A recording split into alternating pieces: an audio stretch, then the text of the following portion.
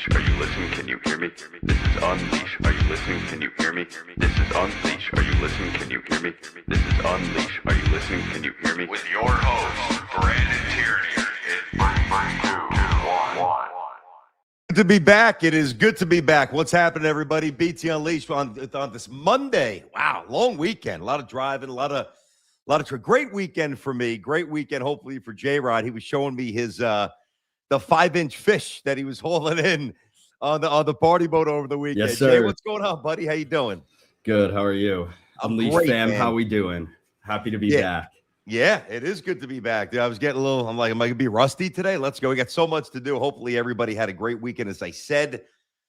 You know, listen, the thing that strikes me, we'll do a little bit of everything today. We'll get the calls up as well. Jay, real fast, tell everybody how to jump in. There's so much to react to. I know we took some calls last week, but maybe new people checking in, whatever. Let them know how to jump in and get on. So, yeah, I've pinned the message in the chat, so it's very easy to see right there. Also in the description, it's a link to a StreamYard site. So just click that link. You'll be in kind of studio like this. I'll send you another link to this studio, and you'll be able to join us in the call. So love it. All you got to do, click the link in the chat, click the link in the description. It'll take you to a studio like this. I'll send you another link, and you can call in with your questions. So all right, let's get those calls going. Yeah, we're going to do it. We got a lot to talk about. First of all, what a weekend, man. So we didn't do the show Thursday or Friday. I went down to, I want to say this too, right?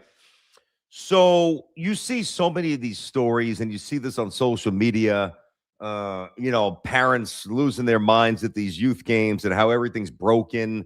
And so many people that really aren't even connected in with it, like they don't coach or they don't have a child that's in it. They kind of parachute in.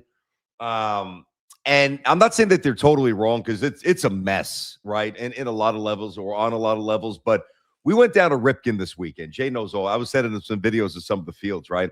So Ripken is in Aberdeen, Maryland, right? It's baseball heaven. I know Cooperstown. We'll do Cooperstown next year at age 12.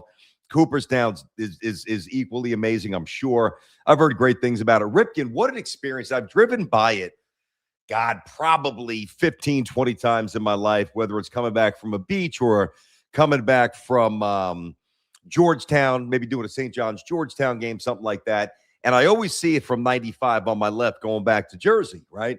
I'm like, man, I can't wait till I get there. Dude, it was even better than I could have imagined. And really hats off to them, because, I started to say, and there are a lot of issues with youth sports. I'm not going to get into that now. That'll be separate content, and some of it's accurate, as I also said. But Ripken was so well run, and the way the parents comported themselves and the way everything was put together was absolutely unbelievable. And I think that there is a correlation to that, to a pretty stringent no drinking policy. I mean, really, you see parents pulling up to these games now all over with, Yetis and coolers, and you're there all day and you're in the hot sun and you wind up hammering back 3, 4, 5 Surfsides. Makes a call, you're going to be a little bit more belligerent. I didn't see any of that. And the coolest thing about this, like, they've got, and I say this because if you have a chance to go, even if you don't win, even if you have an average team, it's not necessarily about that. To go there, dude, they were playing on, I sent Jared this one video, mini Fenway, right? They got this monster green that, I mean, it's not, 300 feet away, but it's all to scale for younger kids. They've got old Yankee Stadium. They've got Citi Field. They've got PNC where the Pirates play with the high fence in right field. They've got Nationals Park. They've got Memorial Field, Memorial Stadium, where Cal first started playing with the Orioles, where his dad managed. It was absolutely fantastic. It was a great weekend. And the other thing too, so this is a boys' weekend, man. We left Thursday right after. Hold on, we didn't do the show Thursday. All right, so we leave Thursday, and we drive down. And I am a stickler for being on time. Like, I am very routine and schedule oriented. Got that from my dad. So I'm like, all right, we got to be in the car by noon. Hotel check-in at 3. And I was either going to take him to a minor league game or see if I can go to the Yankees-Orioles game, which I wound up going to. And I'm texting Kay. I'm like, yo, I'm at the game, right? He's like, come on up to the broadcast area. Now at Yankee Stadium, I've done that once with my son at Yankee Stadium. It's hard. Like, it's hard. And I didn't have a press pass. It's hard to get in there. At Camden, he's like, dude, you don't need one coming up. Jay, slap this picture up. How great was this? I mean, I almost felt bad. I'm like, don't you guys have work to do? He's like, nah, work, whatever. We already taped the Open. We're good. So he got to meet Michael again, got to meet David Cohn again. We saw a couple of Yankee home runs. We saw a Yankee win. And then so that was Thursday. And then Friday, they had the team practice, and they wound up playing Saturday. So they did really well. I'm not going to bore you with how he did or how the team did. It was a great experience. It's not that's not what I do this for. But we also went fishing. Jay, talking about fishing, we brought the rods, and I wanted to try to Susquehanna River. Yep. Which we did. The problem is we caught the same exact stuff that we catch in the pond a mile and a half down the street. Exactly. Bluegills. I'm like, where are the stripers? Where are the exotic fish? So we didn't haul in anything different, but it was really great. We got back last night. It's really not that bad of a drive. Truth of the matter is I think I walked in the door around 10 o'clock or so. So that's why I was away for a couple of days. It was an amazing boys weekend. Had so much fun with my son. The team was awesome. I mean, this new team that asked him to play, didn't know anybody, didn't know the coaches. It was just a home run experience. So if you have a chance to go to Ripken, go. Trust me, go.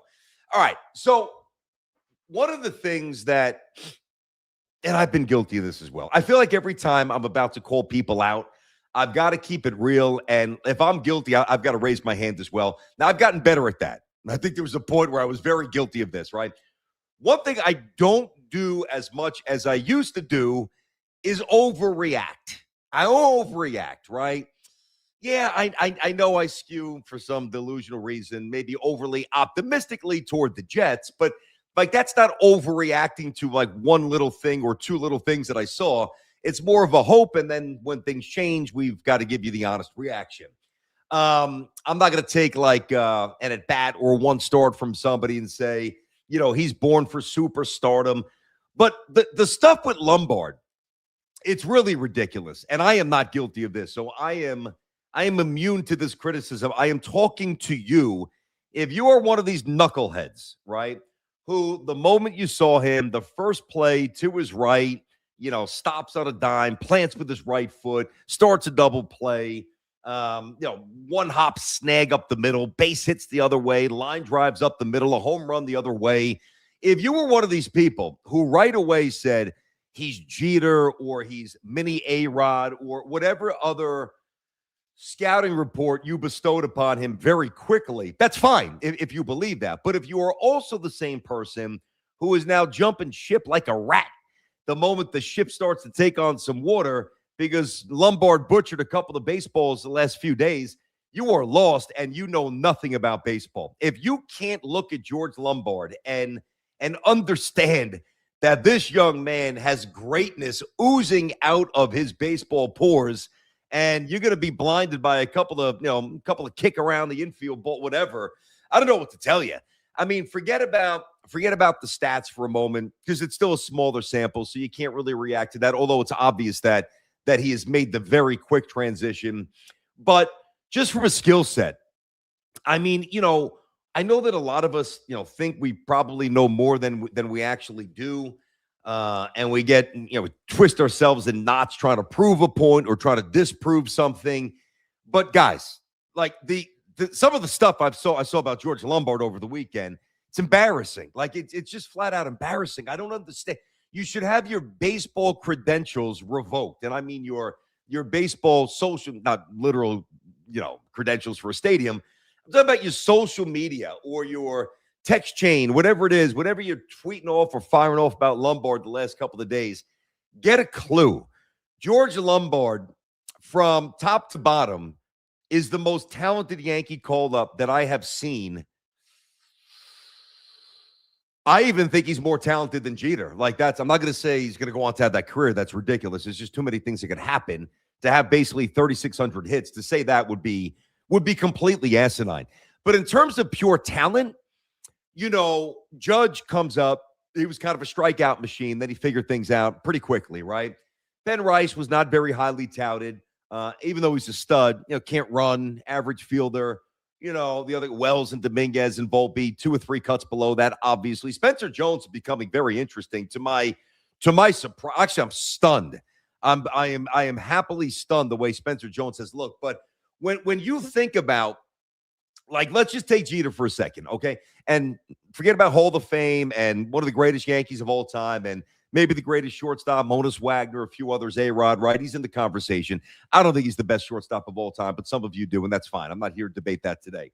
Look at his skill set and just the different checkpoints of, like, if you're a scout and you're looking at different things, right? Does Lombard have a stronger arm than Jeter? The answer is yes.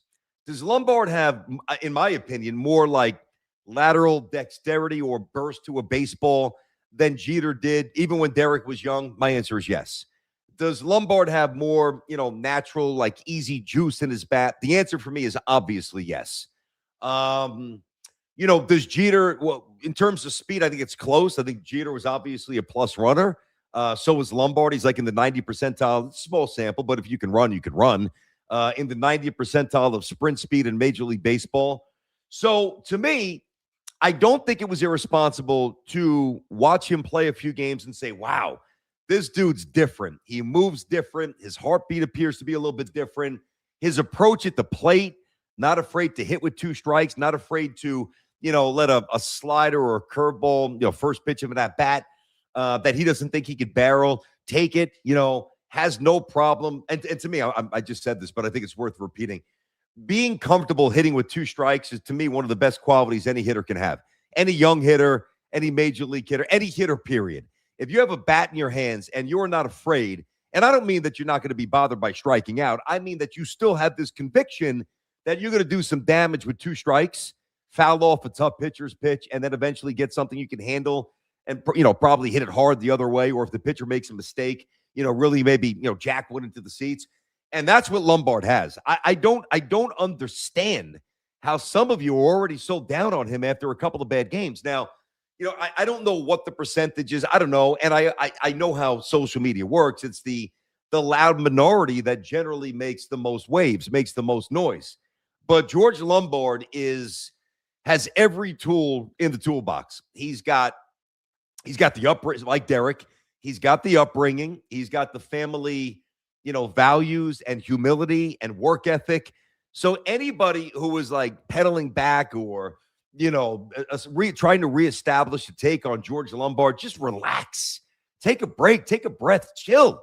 The other thing, too, it's easy to forget about this. Like, Derek Jeter came up, and Derek was batting 9th. And he had a really splashy debut. Remember the home run at Jacobs Field, the over-the-shoulder catch in short left center field. Beautiful. And I know he fit right in spring training when Tony Fernandez got hurt. And Joe Torre had great confidence in him, probably because of the presence and the IQ and the heart rate and the humility and the work ethic and all that stuff. Same thing with Lombard. His dad played the game. His brother's a stud. So, but Derek had the certainly the ability and the soft landing to just bat in the bottom of the order and not really be too worried about, he wasn't relied upon as much. It was almost like house money. And then eventually he ascended to the top of the lineup. And then eventually he became known as one of the great clutch players in all of baseball. So to me, I watched Lombard. I know he got a little jumpy with the hands this weekend. The exchange got a little sloppy on a few balls. Got it.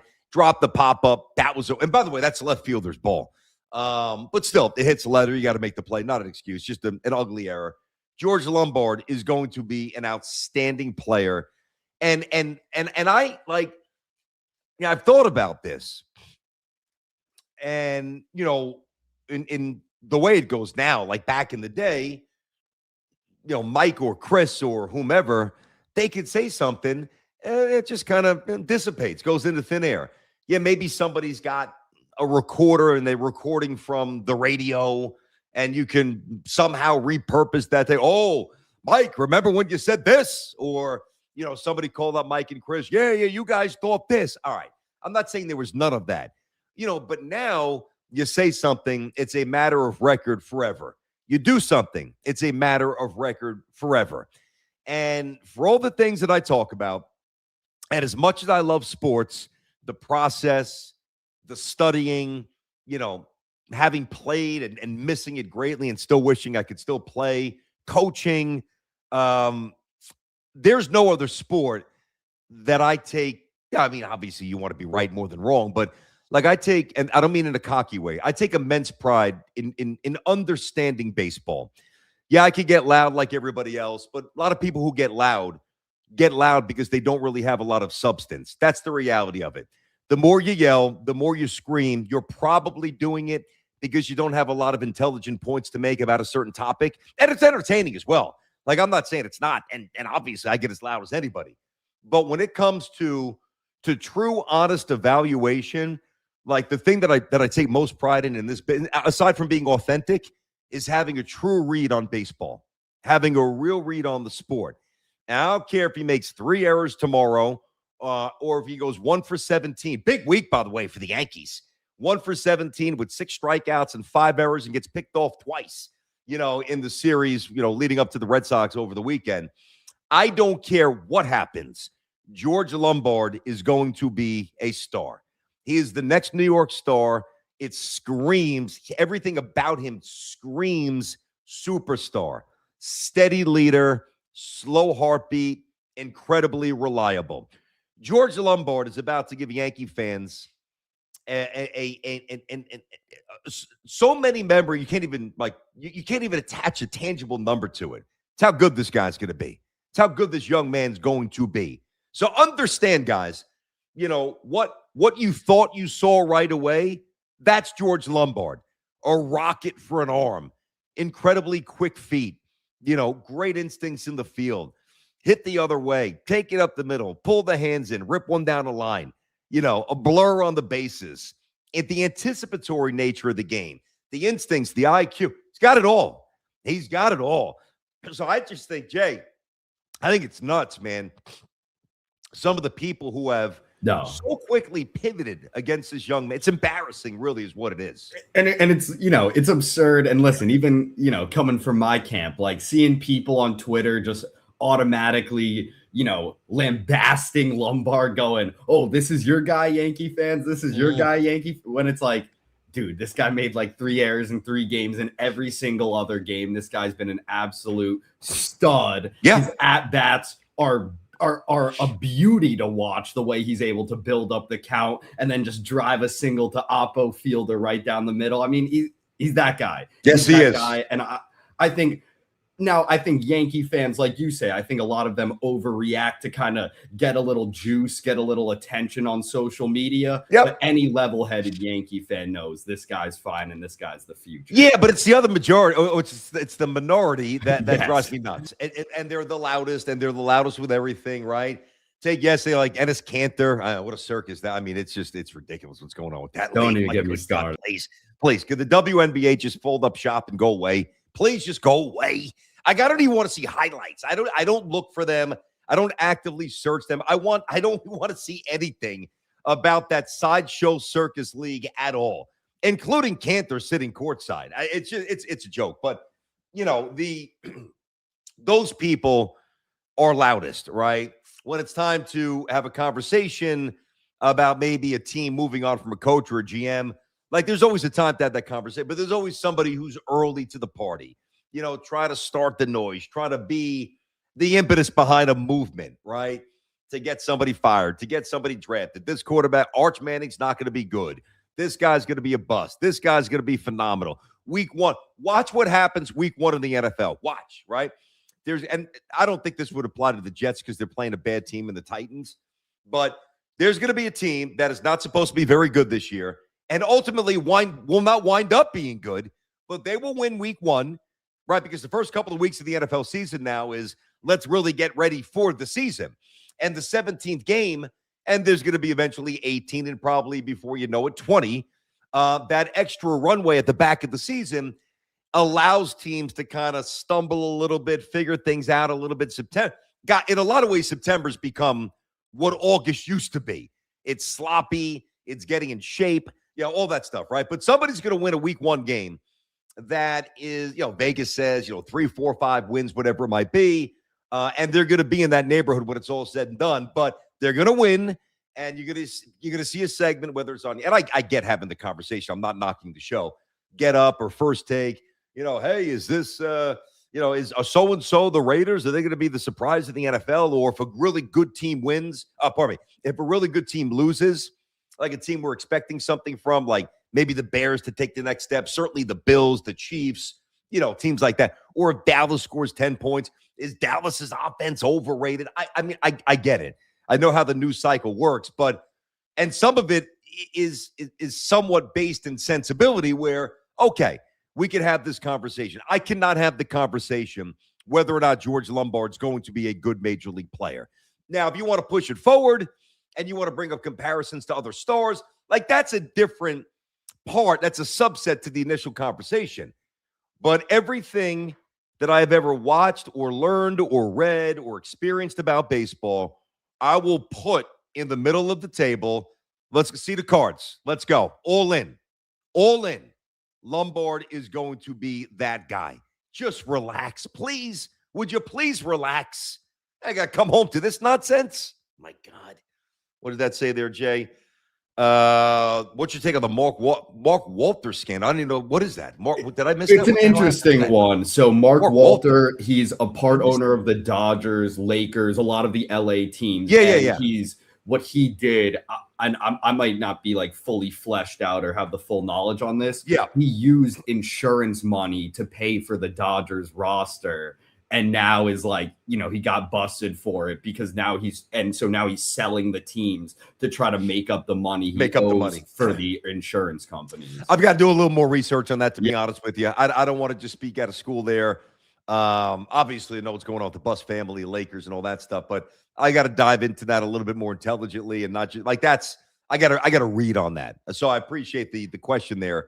I'm not trying to be evasive. I just don't want to, I don't want to just make something up just to try to make it seem like I know. I really did not follow that. When I tell you that's the other thing. My God, I have got to work out in the worst way today. And I will. I feel when you are running to field after field after field, game, which is amazing.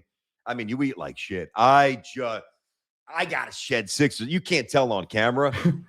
The guts feel a little thick. It's feeling as thick as it's ever felt. I feel it. Like I gotta nip this one in the bud here, Jay. The easiest thing, and I will not let this happen. Yeah. The easiest thing will be, it's funny, I'm wearing a hoodie now, right? Is to just throw the hoodies on. All right, before you know it's gonna be a little cooler at night. You can hide it. No, I feel it, man. I feel it in the love handles, bro. I got to start. I got to get back in the lab here. No, I know the feeling. It's just like you're like just 5 to 10, just like a little too big, and it's like, all right. I wouldn't say 10, but I would certainly say a good 7, 8, and it's all around the midsection. Certainly not on my chicken legs, that's for sure. There we go. All right, Jay. Hey, today's show. Shout out to the sponsors. Today's show is always brought to you by friends at Sullivan Papain. Find Sullivan online at triallaw1.com. That's triallaw1.com. Remember the name Sullivan Papain.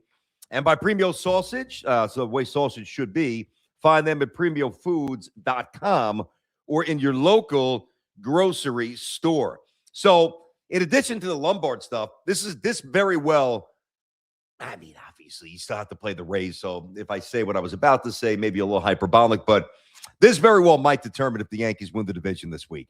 First of all, it's no longer 6 games or 5. Or Yankees are 3 back. 3. 1, 2, 3. And they've got that 4-game series coming up with the Rays. Now, not this week, obviously, but I never once conceded the division. I've been realistic, and I've said many times, I don't think that the Yankees will win the division, but I'm certainly not going to concede it. And here we are. The Rays have lost 7 of 10. Yankees continue to crank out some series wins, and they're doing it. I don't know how many more. Listen, it could always get worse. I don't want to tempt fate here, but I don't know how many more injury daggers the Yankees could take without it ultimately sabotaging their season. I just don't know. Like the Ryan Weathers blow, that's a big blow. There was going to be a discussion. I saw one of the questions after the show on Wednesday. I didn't get a chance to answer. It was after the show. One of the comments, like, would I trust Weathers or Rodon more in a big game, late September or October? And I didn't answer it, so I'll answer it now. My answer is Weathers. And Rodon's been grinding back. And so second start since he came back. I gave the Yankees a chance to win again yesterday, which they did. Bats got cooking a little bit. Very nice to see that. Weathers has been, what's one thing the Yankees do incredibly well? Like the Yankees find and identify pitching, not so much prospects, but more reclamation projects, guys who have good stuff, and they get them in and they fix something, and they become a very different profile pitcher. And Weathers has fit that description. He has been really good. And, he really, before he went down, he was screaming. He's like, I'm a starter. Because think about that speculation. You guys have asked me this. I've asked Aaron Boone this. Now, it's not going to come to this in all probability, but when everybody was looking at, including me, this was my main point of the Yankees going into the year, like, all right, let's get to a point. And I didn't think Judge would miss all these games, but let's get to a point where the Yankees have Cam, Cole, Fried, Rodon, and then Weathers, Warren. And like we were so close to it. But every time you got there, just as somebody returned, somebody went on ice. And we will probably not get there. So the other subset of that, who should start? Well, who would go to the pen? And a lot of you asked me, do I trust Warren more out of the pen? Do I trust Weathers more out of the pen? Would they ever put Rodon there, which they never would? I don't know. They have been crushed by the injury bug this year. It's a testament. I said this last week. It's a testament to their infrastructure. Like we can criticize the Yankees as much as we do because they're the Yankees and they're going to generate that kind of attention, but what they've done this year is really nothing short of absolutely incredible. Absolutely incredible. I was giving you a stat, and I'd have to update it because this was last week, but at one point between Judge, Stanton, oh my God, Stanton, could you just buy him out already, please? Can we end the charade? No disrespect. It's not working. He's not an athlete. He's broken down. His body's betrayed him. It stinks. Sabotaging probably a Hall of Fame career. Between Judge, Stanton, Cole, Fried, and Rodon, and this was, again, over a week ago, Yankees have missed, that's a combined 540 games. Missed, And then you factor in even the other guys, like, I don't look at Bellinger as an ancillary piece of this team, but, when Judge is banging, Bellinger, you can win if Bellinger's playing okay and Rice is banging. But, if Rice is slumping and Judge is out, now he's no longer an ancillary piece. He's got to be one of the main guys, and he's not that kind of player. But even those other people, like the next in line, have had injuries. Grisham's hamstring, obviously Bellinger's hamstring. It's been crazy. And to me, a lot of you don't want to hear this, but it's a testament to the Yankees' connectivity. It is a testament to their professionalism, because what has happened to them on the injury front this year would have decimated, I think, almost any other team in baseball.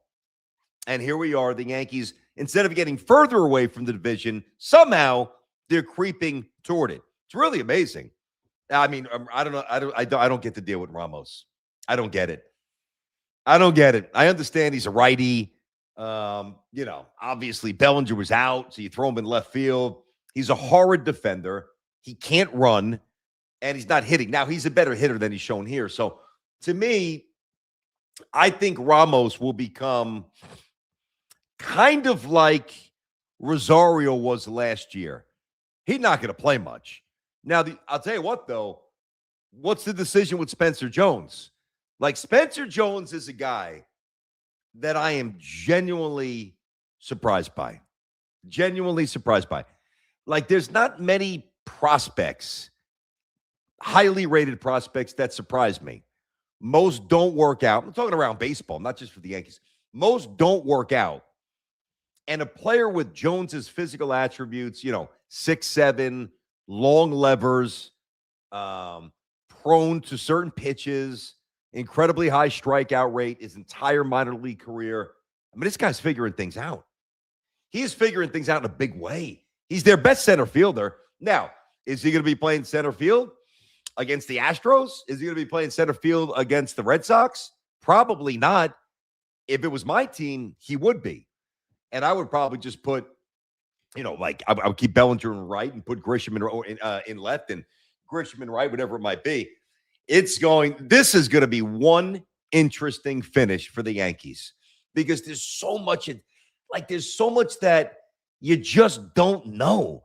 Like, all right, I'm terrified about Ryan Weathers. Maybe he'll be all right. I'm less terrified, but concerned about Max Fried. Maybe he's fine. I'm still skeptical on Aaron Judge only because I know he's hitting off the tee now. And I told you that was going to be the progression. So he's at where I told you he would be. Am I confident that Aaron Judge comes back? I'm not confident. I'm hopeful. I'm definitely not confident. So there's so much that you have to incorporate to try to get a sense of what they could be. But there's so many unknowns, it's very hard to do it. That's fine. That's why it's really day-to-day with this team. And they've kept it fun. It's been frustrating watching the offense, although it's starting to perk up. And here they are. How many of you – now, I've said definitively that going back a while, this Yankees team cannot win the World Series.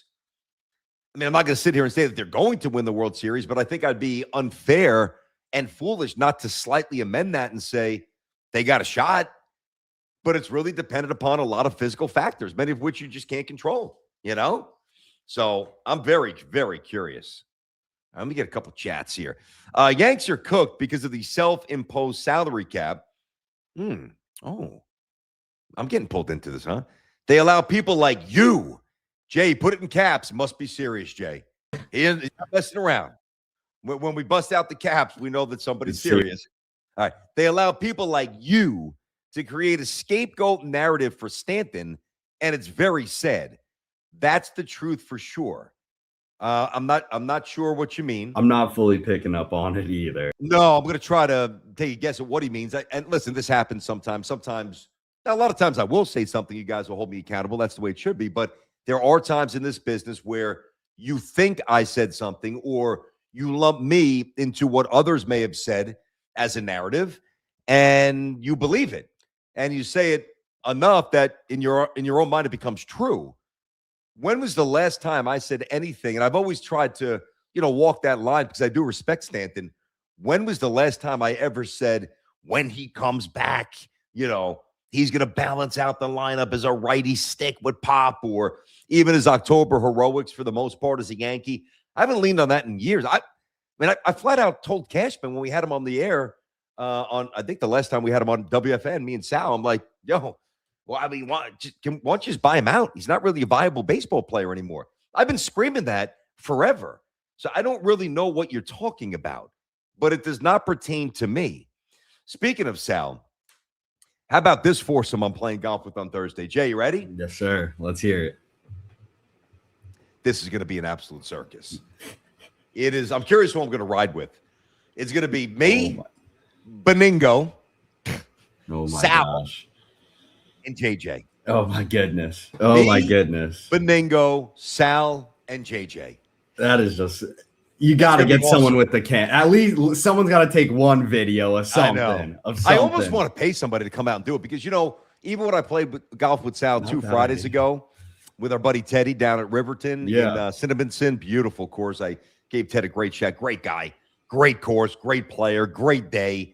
We had a blast. I was saying, hey, we got to get some video here. But then you get immersed in the round. And it's like, it's just hard to – there's people playing in front of you. Not that it was a crowded course. It's fully private, so it was great pace. But, to stop the round, like you're playing golf. You're hanging out bullshit. You're not thinking about, let me create some content here. We got some pictures, but this might be different.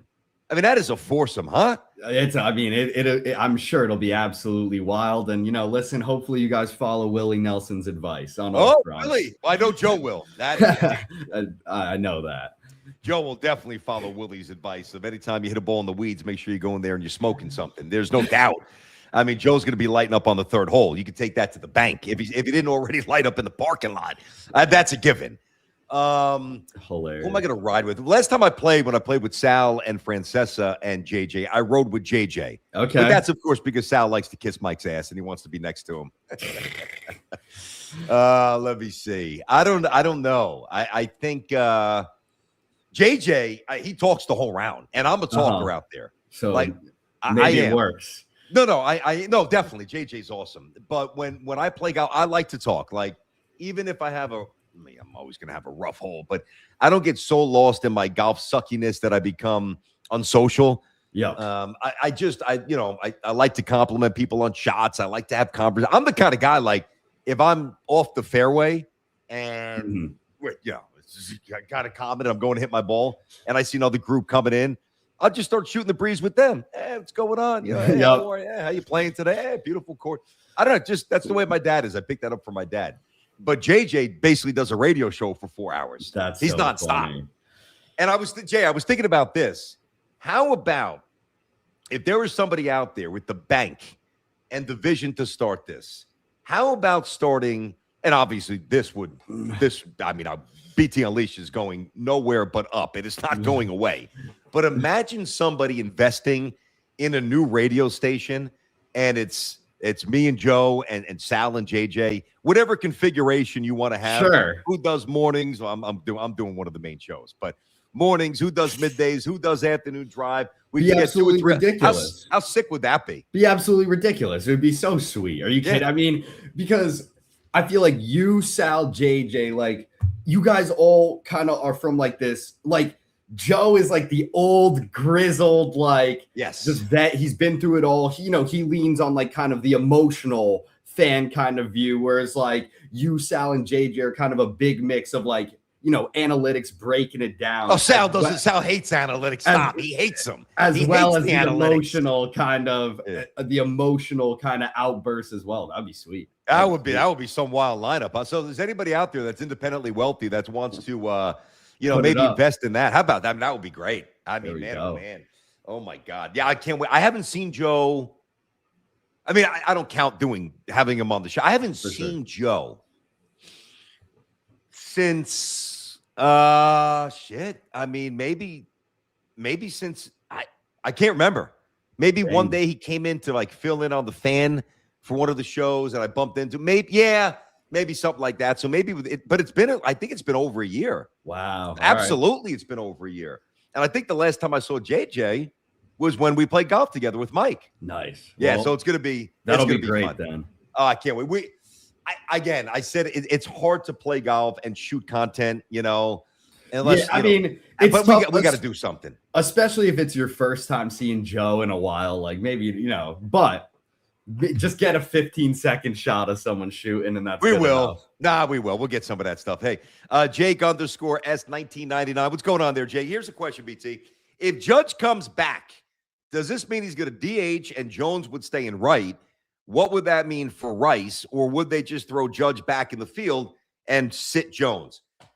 I think, first of all, against righties, sitting Jones at this point is unacceptable. He's an elite outfielder with a big arm and plus speed and, obvious easy power. And I don't even think like he's fully tapped into his power yet. Like I think he's going to hit home runs that are going to be, I'm not saying he's going to hit 270 or become the kind of hitter that Judge has morphed into, high average, that kind. I'm not saying I don't see that at all. But I mean, there are some moonshots in Spencer Jones's very, very near future. And I think a lot of them.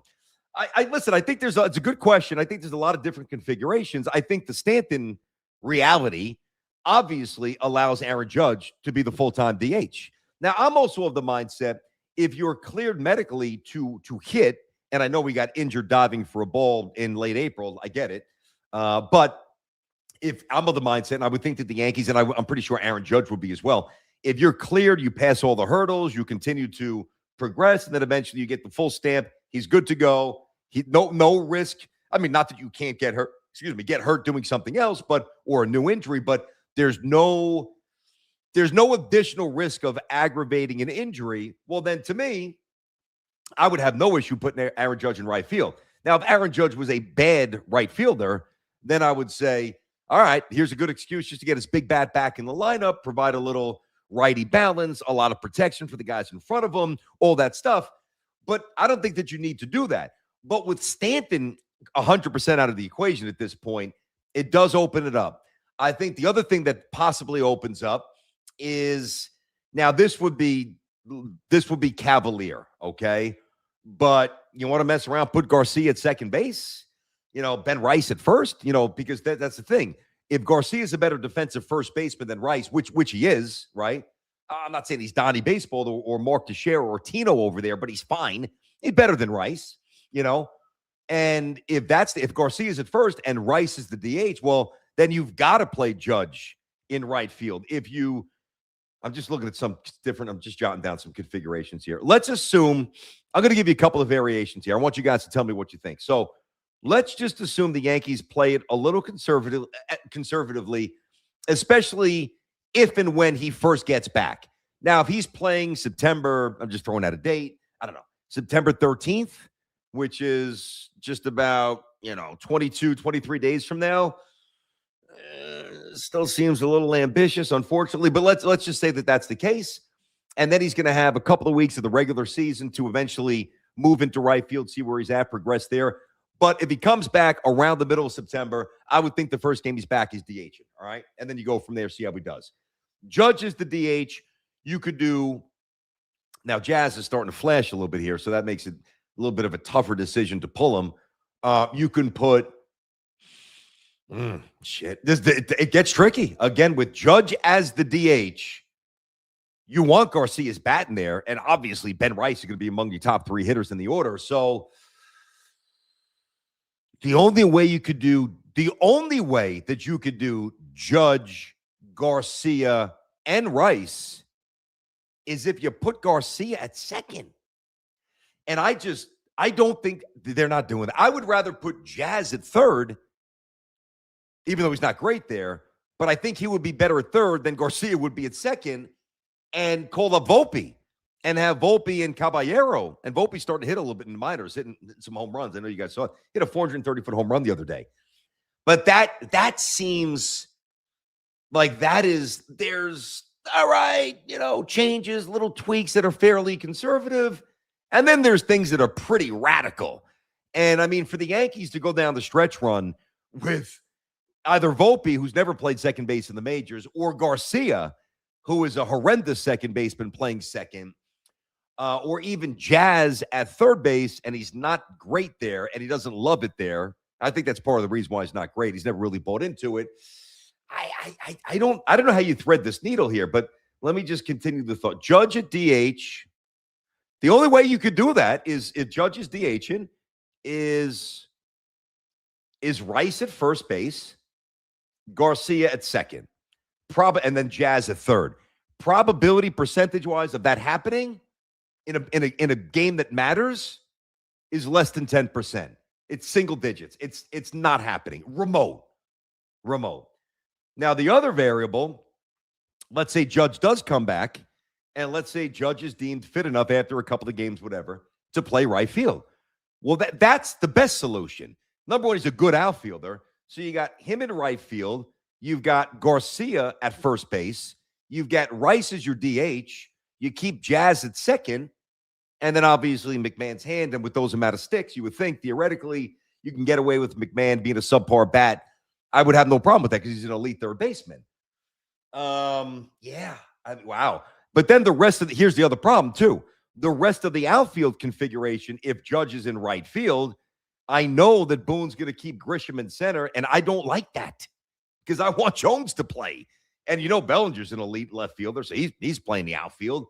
To me, all right, so I'll get to that. I'll read that in a second. Instead of giving you all the variables, which is probably a good way to do it, I'm going to give you what I think would be the best Yankee, forget about batting order, and we've done that before, defensive alignment to get to the World Series.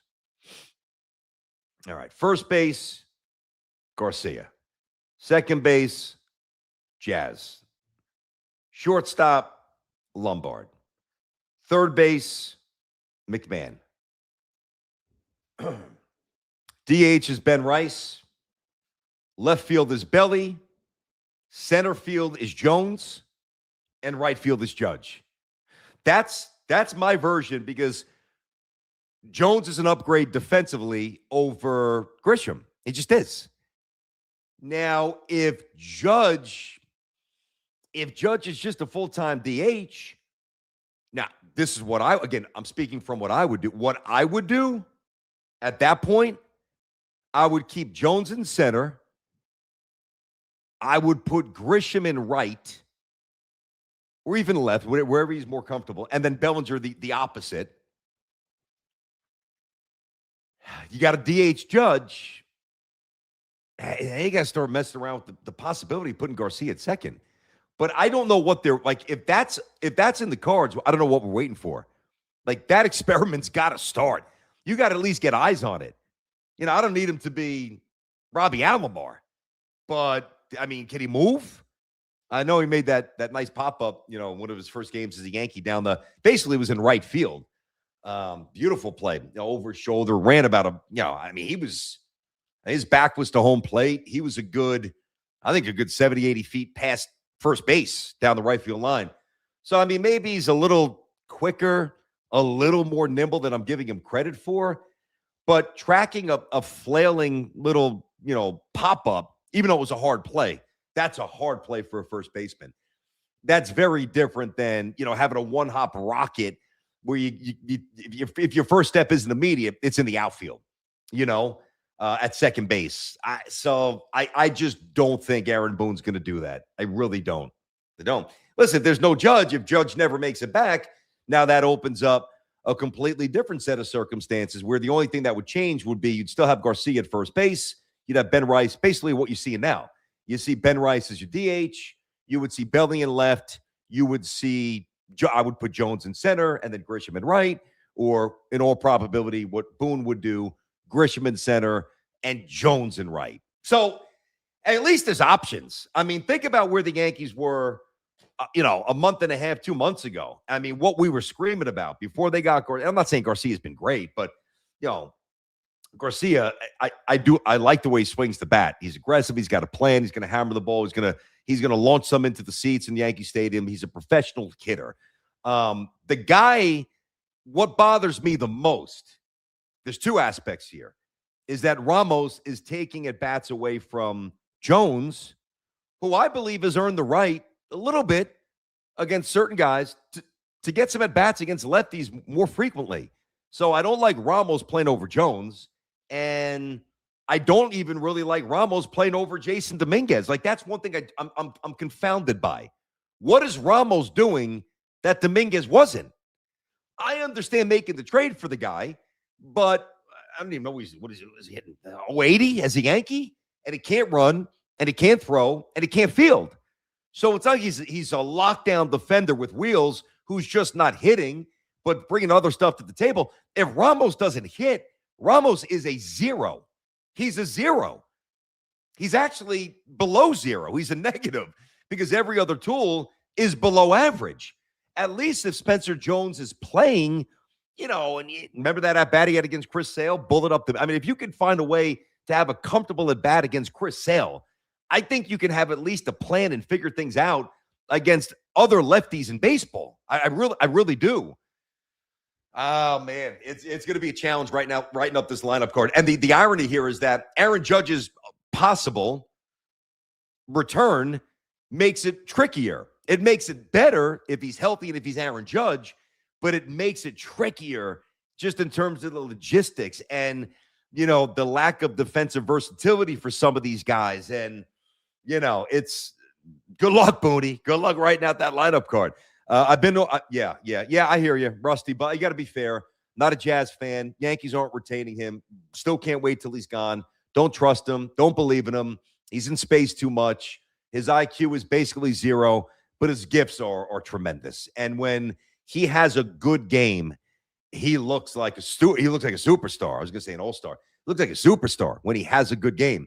Been all over Jazz, Rusty, but yesterday I love this game. That's the Jazz we should see. No question.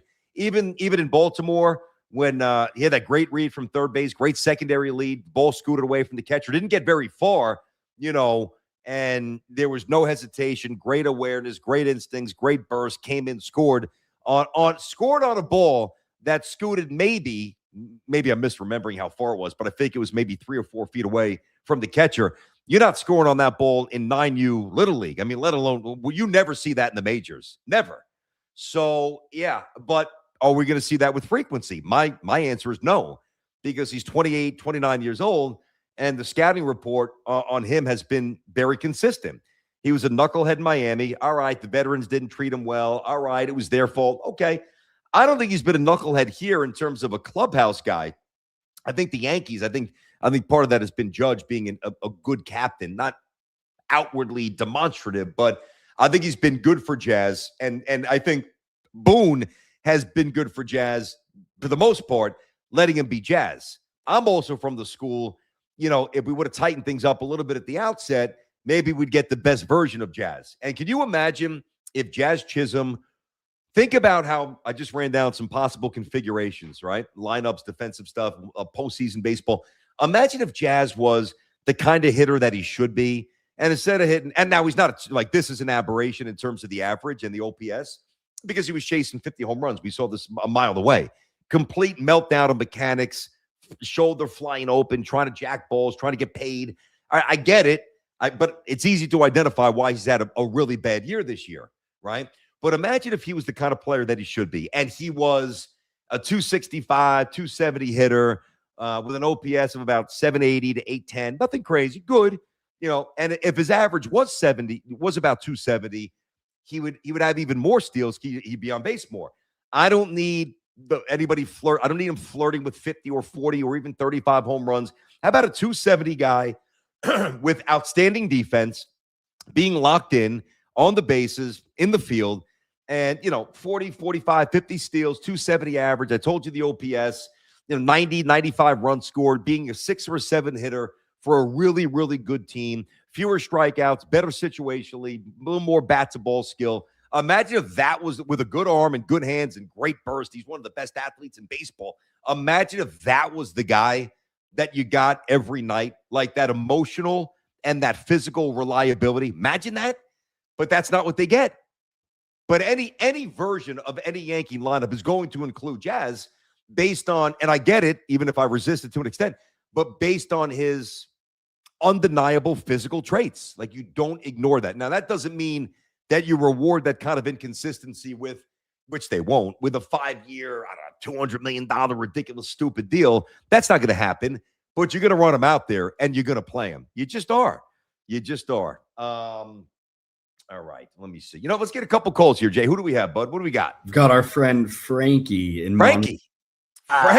What up, Frank? BT, welcome home, buddy. Nice to be back, man. Frankie in Monroe. What's cooking, dude? How are you? Dude, listen, I am in lockstep with you on Lombard. I totally agree with everything you said. My guy is Jones. That guy needs to be in the lineup all the time. And you know what stinks is that 2 weeks ago I was ready to send Trent Grisham away, and then he started hitting. Yep. And he screwed up my whole lineup. Like, you were just figuring out the lineup. I had Jones in center field, Grisham somewhere, bench, I don't care. But then he started hitting. So he screwed up our plan, dude, because I'm right with you in the lineup too. What do we do? Well, I would phrase it differently there, Frank. And I'm largely with most of your points, obviously, but I wouldn't say that Grisham performing better has screwed up their plans. I think it's complicated, their plans. Yeah. Because anytime somebody's playing better, it doesn't screw things up, but it's not, I don't think it's really him. I mean, I know he was good last year. What do you have? 34 home runs, 811 OPS. I think it was 811, something like that. But if you look at the meat of his career, now that doesn't mean players can't evolve, and he has a little bit, but when you hit under 200 3 or 4 times in your career, you have holes in your swing. And he's not a good center fielder. I agree with you. If you put him in a corner, hide him in right field at Yankee Stadium, because he can't really hurt you out there. It's short. Can't run. right? He can't run. I don't know Yeah, what happened to his it- wheels. He cannot run at all. Exactly. So you put him in right and put Jones. I can't believe how fast that kid is. Oh, Man. he runs like the wind, man. The thing about Jones that's amazing, I remember when did he hit the triple? A couple weeks ago. I looked at his StatCast. I don't know if are you into StatCast, Frankie, or no? No. Okay, well, I'm not going to bore you with it, but for those of you who are, StatCast basically measures everything.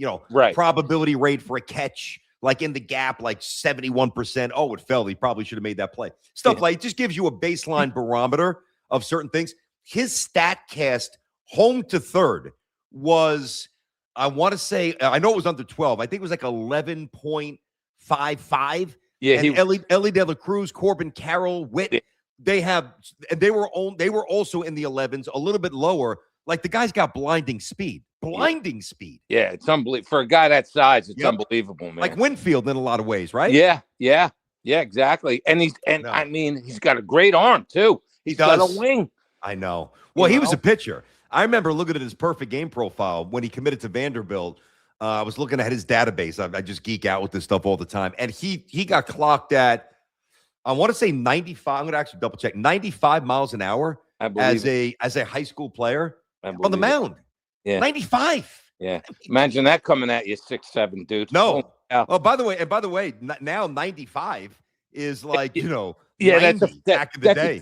That's putting it on the tee, 95. Yeah. No kidding. All right. 94.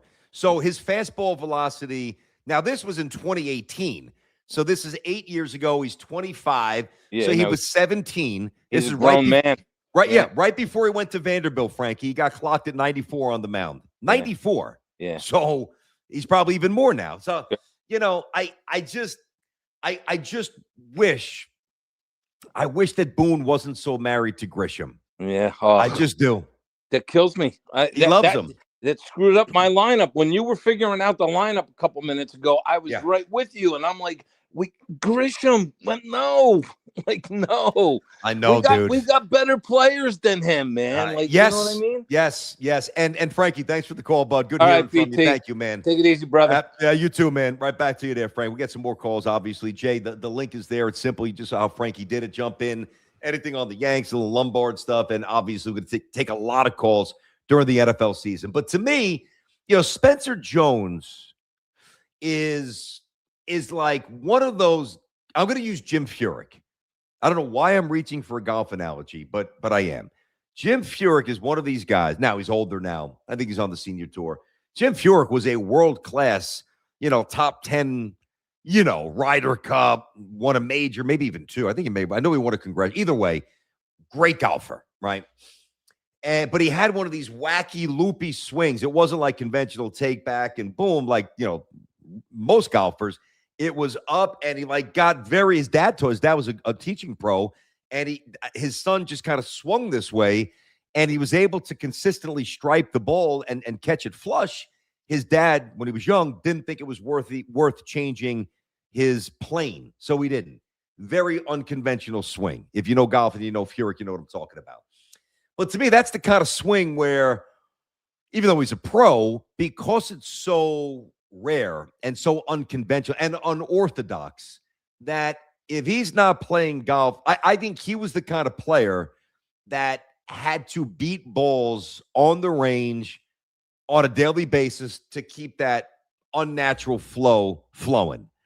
Whereas a guy like Freddie Couples, I know Tiger worked his ass off, same with Phil, but those guys could just, pick up whatever club, and for the most part, it's there. And I say that because the more that Spencer Jones plays, which is akin to just beating balls on the range, I think he's just going to get more comfortable because he does have a very unorthodox, very unnatural approach and very unnatural stance. And I remember when he first got called up, I'm like, this guy's stance. There's nothing about it that makes me feel comfortable. I don't know.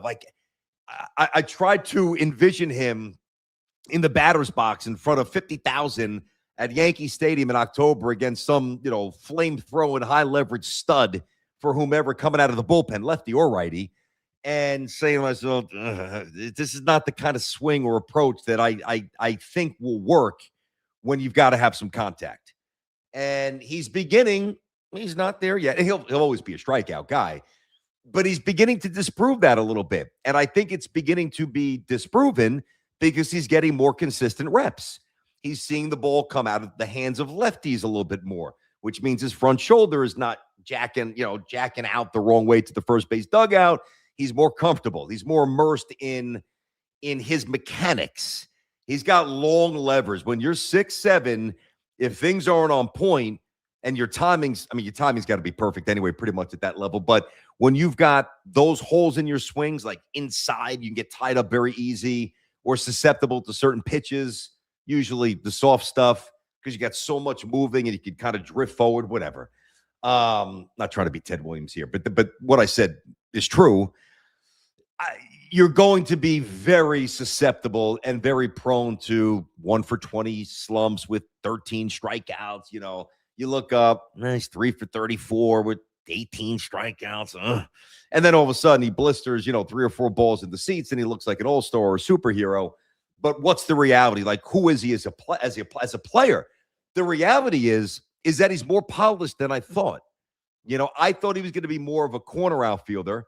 I knew he had a good arm. I told you, I did the research, when I first knew he was a top prospect. So I knew he had a great arm. I knew he had good wheels, but I just didn't really think he'd be a center fielder. He is. He's the best center fielder on the team. He gives the Yankees the best chance, gap to gap, to go and get it, and the best chance at throwing somebody out at the plate or runner a third on somebody going first to third on a base hit, And why that wouldn't be continuously run out there, I don't understand. I know that the Yankees have their reasons. I don't agree with them. Now, they've got more data. They've got more whatever. And there's also, something to be said for remaining committed to a player that has performed well for you. Now, Grisham, I think it may have been 4 years, but I keep saying 3 or 4. Let me just confirm. Nope, still haven't fixed the glasses, by the way. I know it was with another team. Was it 3 or 4 years? I thought it was 4. I could be wrong. Trent Grisham. All right. So, and again, he wasn't playing every day necessarily, but 1, 2, 3. All right, it was 3 years. So at the age of 25, it's 152 games. Wow. Batted $184, San Diego. Then he batted $198, San Diego. 153 games, both over 500 at bats, not small samples. Then he came here and he hit 190. Didn't play that much, 200 at bats, so we're not going to go nuts. Actually, less than that. Official at bats, 180. But then he bounced back. And, when somebody has 34 home runs and an 811 OPS, and he's a decent, like there was a point Grisham looked like a really good center fielder. But last year, the defensive metrics stopped being favorable to him. And I don't feel as if the Yankees have reacted or adjusted to that. So I disagree with that, definitely.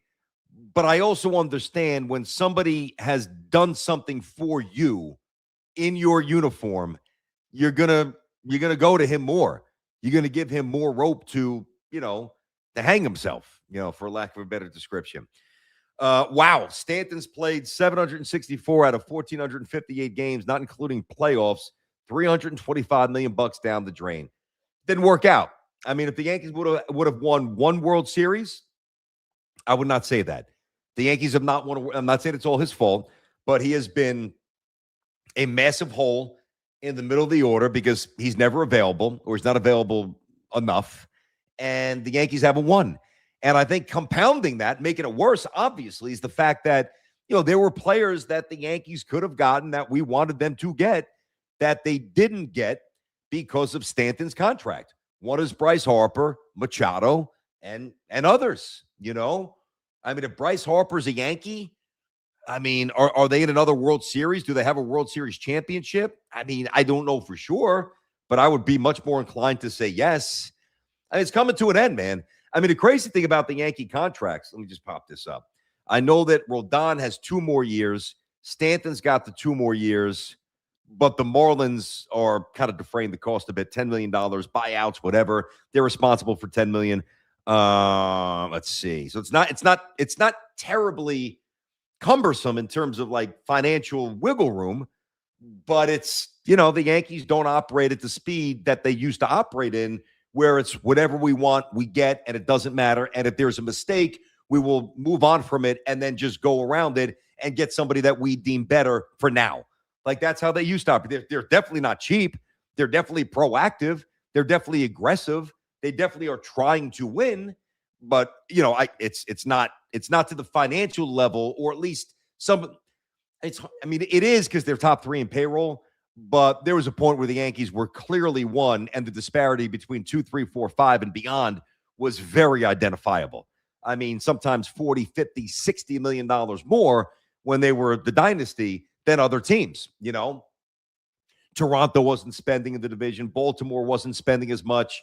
The Red Sox spent, but they had great players. You know, Pedro was great. Manny was great. Big Papi was great. Lombard was great, even though he was gone when they won the championship. So the Yankee contracts are not necessarily, this is more down the road, contracts. Let me see what's going to pull up here. Let me go to Spotrac. All right. I forget about Judge. Stanton ends. All right. So, yeah, Stanton's got 2 more. Then the buyout. So officially he's got another year. Garrett Cole is up after 2028. Max Fried is just starting. Bellinger's after 2030. Roldan has 2 more years, as I said. And McMahon's even on the books next year, $16 million. You know, Grisham, obviously the $22 million QO this year. That's expiring. Jazz this year expiring. Bednar, who they're going to have to retain, expiring. Garcia, Clark Schmidt, that'll be arbitration with Clark. Goldschmidt's up.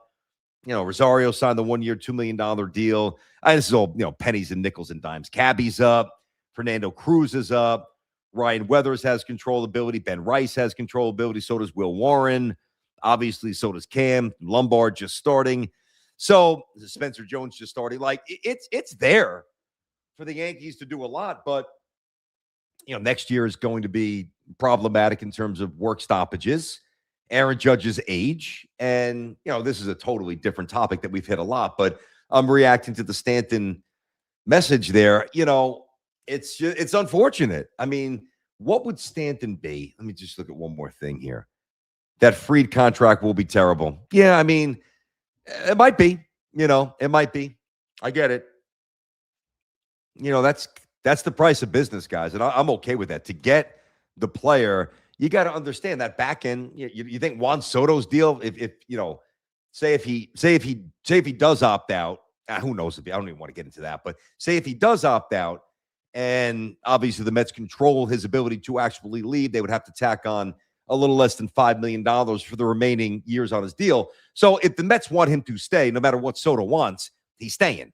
But let's say Soto doesn't opt out because, and by the way, who's going to give Soto that crazy money? So I don't think he will opt out necessarily, unless it's strategic where Cohen's like, hey, opt out, we'll give you more money, but we're definitely going to give you more money. I don't know if Cohen would do that, if he would communicate that to Soto's camp. Point is, the back end at Soto's contract is going to be terrible. It's going to be absolutely terrible. We all know that. You know, Judge is already, you know, starting to break down a little bit. But so Stanton, Giancarlo Stanton. So I'm not even going to get into necessarily a Cooperstown conversation. Who cares about that now? My goodness. He's got 456 home runs. All right. He's not taking another at bat this year. It's over.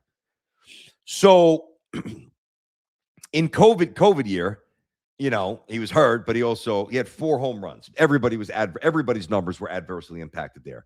If that was a full season, and during COVID, he was 30. He had just turned 30. And his age 29 season, which was his second with the Yankees, he had 3 home runs, played 18 games. So you're talking about a really good first year, you know, OPS 850, 38 bombs, 100 ribbies, played well, even though it wasn't necessarily what we thought, but it was good. Then the next 2 years, 3 home runs, 4 home runs. I mean, at age 29 and 30, let's just be conservative, and let's say he goes 35 each of those. That's another 70. You're talking about, 456 plus 70, you got it's about 526 home runs. And that's not even adding on to this year or last year where he only played 77 games, or in 2024 where he missed, you know, basically 50 games, or 2023 where he missed 60 games, and 2022 where he missed 55 games. I mean, geez, I could really mess around and do some math here and make it, which I won't, but make a very easy case that Giancarlo Stanton could have hit easy 650 home runs as a major league player. So because of that, and I do have to come correct on this, I was excited when they got Stanton. Not everybody was, and I got that wrong. Like, I was still, to be totally transparent, I was still living and operating under which is now obviously proven to be an antiquated baseball philosophy, but specifically for the Yankees, a philosophy of, and a thought more like, hey, the more bangers in the Bronx, the better. The Bronx Bombers. I just want guys that can smack the snot out of the ball, and I want to hit, 300 home runs as a team, and I want to lead baseball like they usually do. I want to just bludgeon opposing teams. I'm not really thinking as much as now. I never loved high strikeouts and guys hitting 210, but when they got him, think about when they got him before COVID. Yeah, the trend was already underway, but it's been so amplified since, where it's okay to hit 210 and strike out 190 times a year. If you have a good OPS and you got some power, and if you have power, you're going to have decent OPS, then it's fine. It's accepted throughout baseball. But when they got him, so when Giancarlo Stanton comes to the Yankees, coming off a year when he hits 59 home runs and has 132 RBIs, an OPS of 169, all these led baseball, by the way, a slugging percentage of .631. Like, you're getting into Bonds and epic Judge territory. My God. It doesn't seem like that long ago, but it was. You go back to his first year, that's 2018. 2018, 2019, 20, 21, 22, 23, 24, 25, 26. I obviously know it's 9 seasons, but I do that because think about how our mindsets, how we view the game, how we criticize the game, how we view the game, how scouts and how analytics, which obviously were deeply embedded in the game 9 years ago, but it's even more so now, more so. Think about how much has changed aesthetically and numbers-wise baseball. So when they got him, I do admit I was at the back end, and wrongly so. I was at the back end of power. And I knew they'd have a couple of good arms because they always do. Power. I want to mash. I want to bludgeon our way to wins, And I'm thinking Judge and Stanton is this duo like I've never seen in my life. Even certainly beyond power, better than Mattingly, Winfield, even better if you think potentially better than Mantle and Maris in terms of power, and not in terms of the other stuff, but in terms of power, exceeding Ruth and Gehrig. Again, not doubles and OPS and batting average and strikeouts. Gehrig, those guys never struck out. I don't mean that. Just pure power. Sign me up. 2018, 2017, let's go. It has not worked out. And because it has not worked out, it is complicated how they fill out the roster and all the other residual downstream negative impacts that it's had on either getting another player or playing a player that is different and interesting and potentially better at multiple things. They've had a shorter leash because Stanton in a lot of ways. So, yep. That's been a story that's been going on forever, man. Come on. Forever. Let me see here. How do you feel? You can what? Yeah, okay. Dude, all I could do is throw. I'm not running anywhere, but I'm not running 2 feet in front of me. I can still throw. That's it. So if you need a batting practice pitcher, I'm your guy. Judge lets Stanton down. What?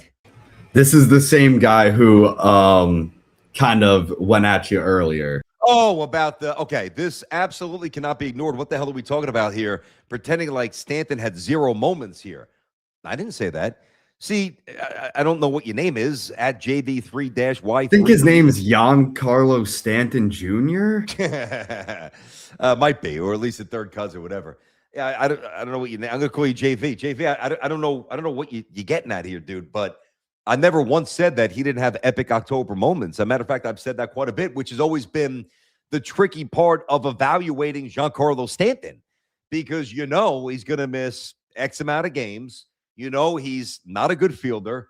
You know he's a negative on the base. Remember he got thrown out from second on I guess it was 2 years ago, on a base hit, like in right center field. Remember that? Like he was basically jogging, you know. So he's been deficient in so many areas for so long. But it was always, the caveat always was, all right, though, you know, we get Big G healthy in October, he's going to rise to the occasion, which he undeniably did. No question about that. Nobody's here disputing Giancarlo Stanton's October exploits. Far better than Aaron Judge. Absolutely. So if you want to lean on that, like, okay, if Judge would have been better, well, Stanton carried the mail, carried his weight, but Judge didn't do it enough for the Yankees in October. I'm not pushing back on that. I mean, there's a reason why, you know, outside of last year, people were all over Aaron Judge. Now, I do it a little differently, not because he's a Yankee and not because he's Aaron Judge, who I love and respect immensely, but because it's baseball. And there is a cyclical randomness to the sport that I think in terms of a nuance often gets lost or just ignored. You know, like Barry Bonds had series where he hit 190, you know? I mean, Dave Winfield hit $120 in the 81 World Series. That's why George Steinbrenner started calling him Mr. May, you know? Reggie didn't always hit 3 home runs in a game. Jeter had a couple, not many, but a couple of series where he was under 200 and the Yankees still won. The difference was when Jeter stumbled, Bernie was big. When Jeter stumbled, Tino hit some clutch bombs, or Darryl in Baltimore in 96, or Brocious, anybody. I mean, you just name a Yankee. They were generally picking people up. And Judge has not had that luxury. So when Judge slumps during the regular season or is not there, it's amplified. And that has been my biggest knock on the Yankees in totality, is that they failed Aaron Judge by not putting enough around them.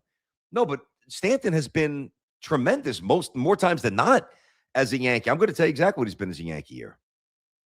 So I'm just going to give you his OPSs. Again, not always maybe what you think, and a little top heavy. So in 2020, he got an OPS of 1381. Phenomenal. Hit 4 home runs. In 2021, that was just the game where that was a wild card. Boston. Was that when Cole got tattooed? Yeah, it would have been. Yep. OPS 750. No, I'm sorry. Over 2,000. Hit a home run. Played well. 1 game. Hit the home run in the 1 game. 2022. OPS 711 in 5 games. All right. Couple of home runs. Hit 125. 2022, next series against the Astros, when they got swept, I was at that Saturday game. That was the most depressing postseason game for the Yankees I've ever been to in my life. And I remember Met fans, that was when the Mets were playing the Padres. I remember Met fans saying at Citi Field, it feels like a morgue. It sounds like one. And I remember coming back and getting on the air. I think I was still with Tiki at that point saying, my God, I mean, for all the Yankee playoff games that I've been to, going back to 96, going back to 95, Donnie, going back to 96 when they won it. I was there when they won the World Series. I was there that final out, when it was squeezed at third base by Charlie Hayes. Like, I've seen a million Yankee playoff games in person. And that series in 2022 in the Yankees, it was lifeless. And I'm not even saying it was the fans' fault. There was nothing to cheer about. Everybody knew that the Astros were just infinitely better. Anyway, in 2022, his OPS was 625 in 4 games, did nothing. Had 1 RBI, 16 at-bats. In 2024, his OPS was 1,100. In 2024, the next series against the Guardians, he had the big home run, so did Judge. OPS over 1,200, had 4 home runs, was a beast. And then in the World Series, OPS over 800, had the 2 home runs, stud. 2024, crushed it. And then 2025, that first series against Boston, the Yankees win 2-1. Didn't do anything, hit 091.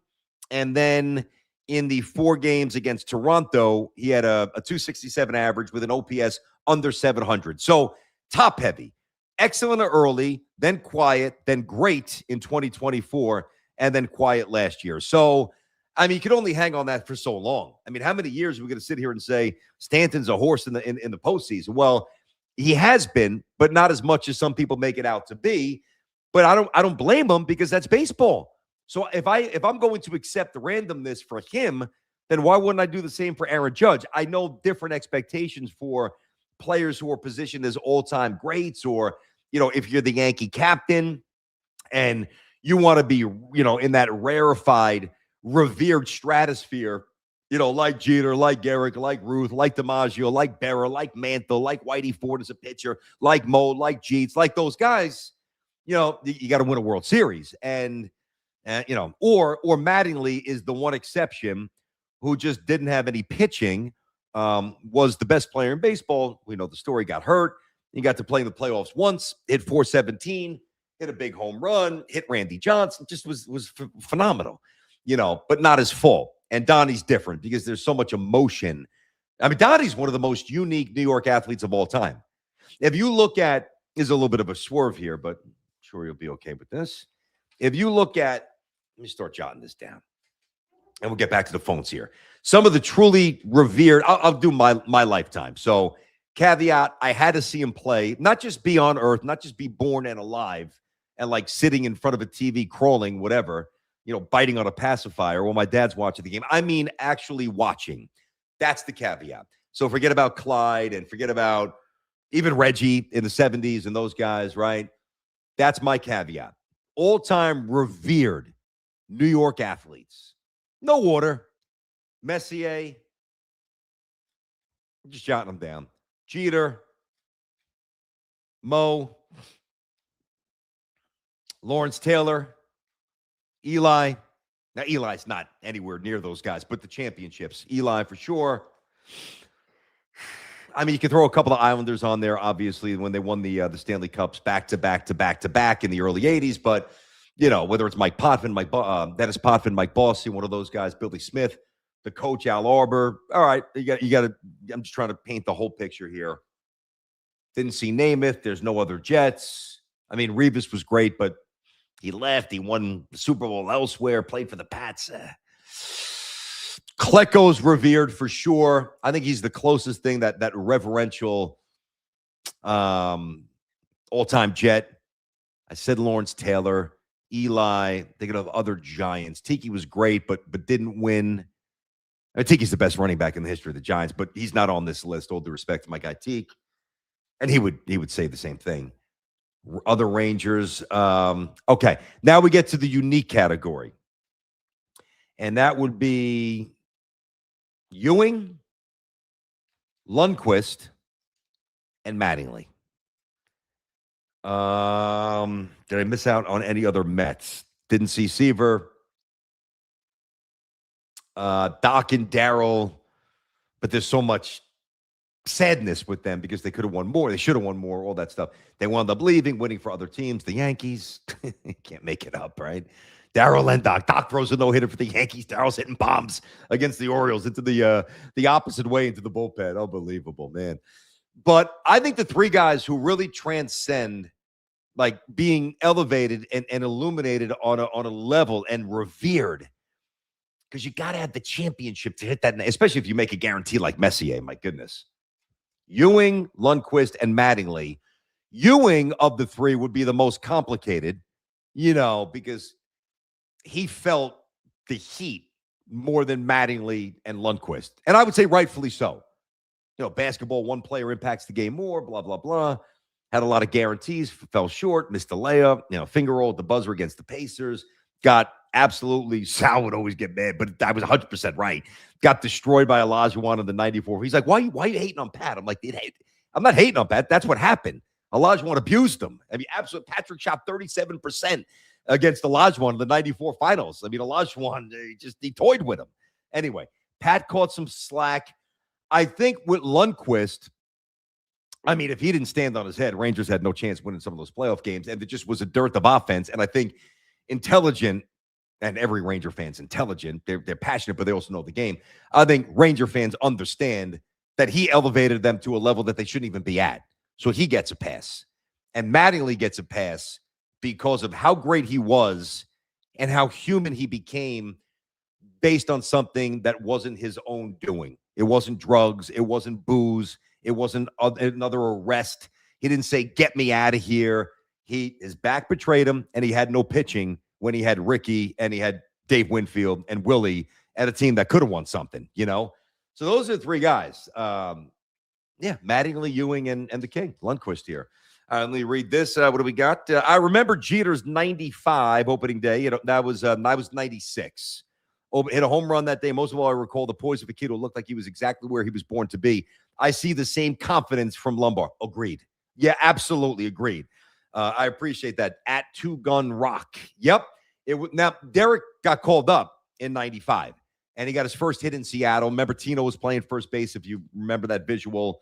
And then they wound up becoming, I know Posada's his best friend, but, I mean, him and Tino were really tight. Got a ground ball base hit left field. He was there in the dugout when Mattingly hit the home run in the wild card, but he was called up in 96. And yes, that was Phil Rizzuto on the call at Jacobs Field. It was called back then, and there was great poise. And that's why when you hear me talk about a heart rate, that's really what I mean. That's code for poise. Like to me, and I'm happy that he's hitting in AAA, and who knows, maybe he's going to be back up. Maybe he does something unexpected and he helps the Yankees win some games. I would warm my heart because I love Volpe. I like his dad. I think he's a great kid, great young man, and I'm always rooting for him. Whether it's here or somewhere else, I'm always going to be an Anthony Volpe fan, all right? But when you see Volpe, he's a little jumpy, kind of catching the ball with his body, just swinging at bad pitches, just jumpy. And I think his heart rate got accelerated. I think the pressure got to him a little bit. Also some mechanical flaws too, but Lombard's the opposite. And those errors he's made the last couple of days are not attributable to him being overwhelmed. I mean, the guy fits like a glove, no doubt. As somebody around your age, I think I put Mike Piazza and Gassno on that list as well. Piazza is interesting. I think it would be better if he was if he was with the Mets his whole career. But that home run after 9/11 was magical. I have no problem putting Mike on that list. I got a lot of respect for. I like Mike. I always love Mike Piazza as a player. Great catch, great hitter. One of the great righty hitters of all time. Look, some of Piazza's years, like everybody says, like Cabrera, and for sure, Pujols for sure, Edgar Martinez, no doubt. And Mike had some monster years with the Mets, but look at some of I think he hit 358 one year as a Dodger. And I would almost guarantee he didn't have one infield hit that whole year. He was one of the slowest guys in baseball. So he really hit 358. And who was the other one? And I'm not going to put Gassno on that. Gassno's not on that list. I was a Gassno guy. It's funny. When I was younger, I'm going to get back to these calls here. When I was playing in the street, all my friends were Giant fans. I was the only idiot who picked the Jets. The only idiot on the whole street that picked the Jets. Now, there's some other guys, my buddy Kevin on Coyle Street. He was a Dolphins fan. A couple of Cowboy fans, but I was the only idiot Jets fan.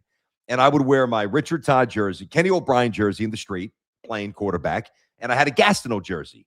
And I used to wear the Gastineau jersey to church because, there was 12:30 mass on Sundays, and the games would start at 1, so I would wear my jersey, and then I would run home. My dad would already be watching the game. I would go to church with my mom and my sister, and then Dad was already laying down his bets watching the games, and then I would just come and run in the basement and hang out with him wearing the Gastineau jersey.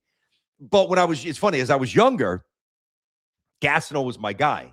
So same with Wesley Walker and Freeman and those dudes, right? And I didn't appreciate Klecko as much because I didn't understand the game at that age the way, we all come to understand football. I mean, I'm 7, 8 years old. I see this lunatic, this long hair flowing out of his helmet, jacked up on steroids. I didn't know he was on steroids at that point. Sacking quarterbacks, doing this wild dance. I'm like, this guy's great. I love this dude, And I'm not looking analytically or with that discerning eye, watching Klecko absorb double teams and basically shedding both of them so Gastineau can get around the corner because he's got a free look. Or I'm ignoring, because not knowing, not seeing Gastineau ignore the run and put the other 10 guys on the field in a bad spot because he was chasing sacks because he was all about Mark Gastineau. There's no way Gastineau's on that list. There's no way. Quick Gastineau story, then I'm going to get back to these calls. Gastineau, we were doing an event. I was at 1050 ESPN radio, and this was either 2009 or 2010. And they were obvious, the Rex years, obviously, back-to-back AFC championship games. And I was hosting an event at the ESPN Zone in Manhattan, Times Square. You guys probably remember that. And it was cool. And because it was ESPN, we had a radio studio there and did a lot of events there, like draft stuff. Had a blast. I was there when the Jets drafted Dwayne Robertson third. I'm like, here we go. This guy's going to be great. Horrendous. And I think Greeny may have been there for one of these. And I'm the MC and I'm hosting this. And Mark Gastineau was there, right? And a huge crowd, Jet fan. Place was sold out. Not because of me, because of the Jets. Sold out, raucous. And I remember talking to Mark Gastineau. And he's had a lot of issues post-career. I think drugs. His hands were I think neurological issues. I don't know exactly, but he wasn't in great shape, with all due respect, unfortunately. And I remember sitting there and I was getting ready to introduce him, and I was kind of sitting there having something to eat after I spoke, and then somebody else was talking. I don't know what was going on. And he's like, "Hey," he's like, "Do me, you're not gonna make fun of me up there, are you?" I make fun of you. What are you talking about? Make fun of you? He goes, well, I don't know. I don't know if these fans really like it. Was actually really sad. Like it hurt my heart to hear a grown man who was an amazing player for a couple of years and who was beloved by Jet fans, even though Klecko's much more in the court of public opinion, more blue collar, more relatable. I've met Klecko a ton, and he is an awesome dude. Awesome. But Mark was like so nervous. I'm like, no, I go, dude, what are you kidding me? There was a lot going on, like arrest and divorces and other stuff. I'm like, dude, we're here to glorify you. You're one of the best Jets of all time. I promise. No way. So but I vividly remember how like preemptively he was aware of I'm like, no, there's no chance I would do that. He wasn't in great shape. Since then, I think he's found religion. He seems to be in a good spot, and I hope he remains there. That was definitely a little bit sad. All right, Jay, back to the calls. Who do we have here, buddy? All right, let's start out with Frank in Jeffersonville. Frankie boy in Jeffersonville. What's going on there, Frank? BT, you got me? I got you. You're a little hot, a little over modulated. Maybe step away from the screen, or I turned it down a little. All right, good, because I'm a naturally loud person. So me too. Me. I could relate. Where's Jeffersonville, by the way? I don't even know where that is. Wait, what's? Oh, we lose him? Do we lose him? We might have. Frank. We'll try to get Frankie back up. We'll try to get Frankie back up. Frank, we'll try to get you back.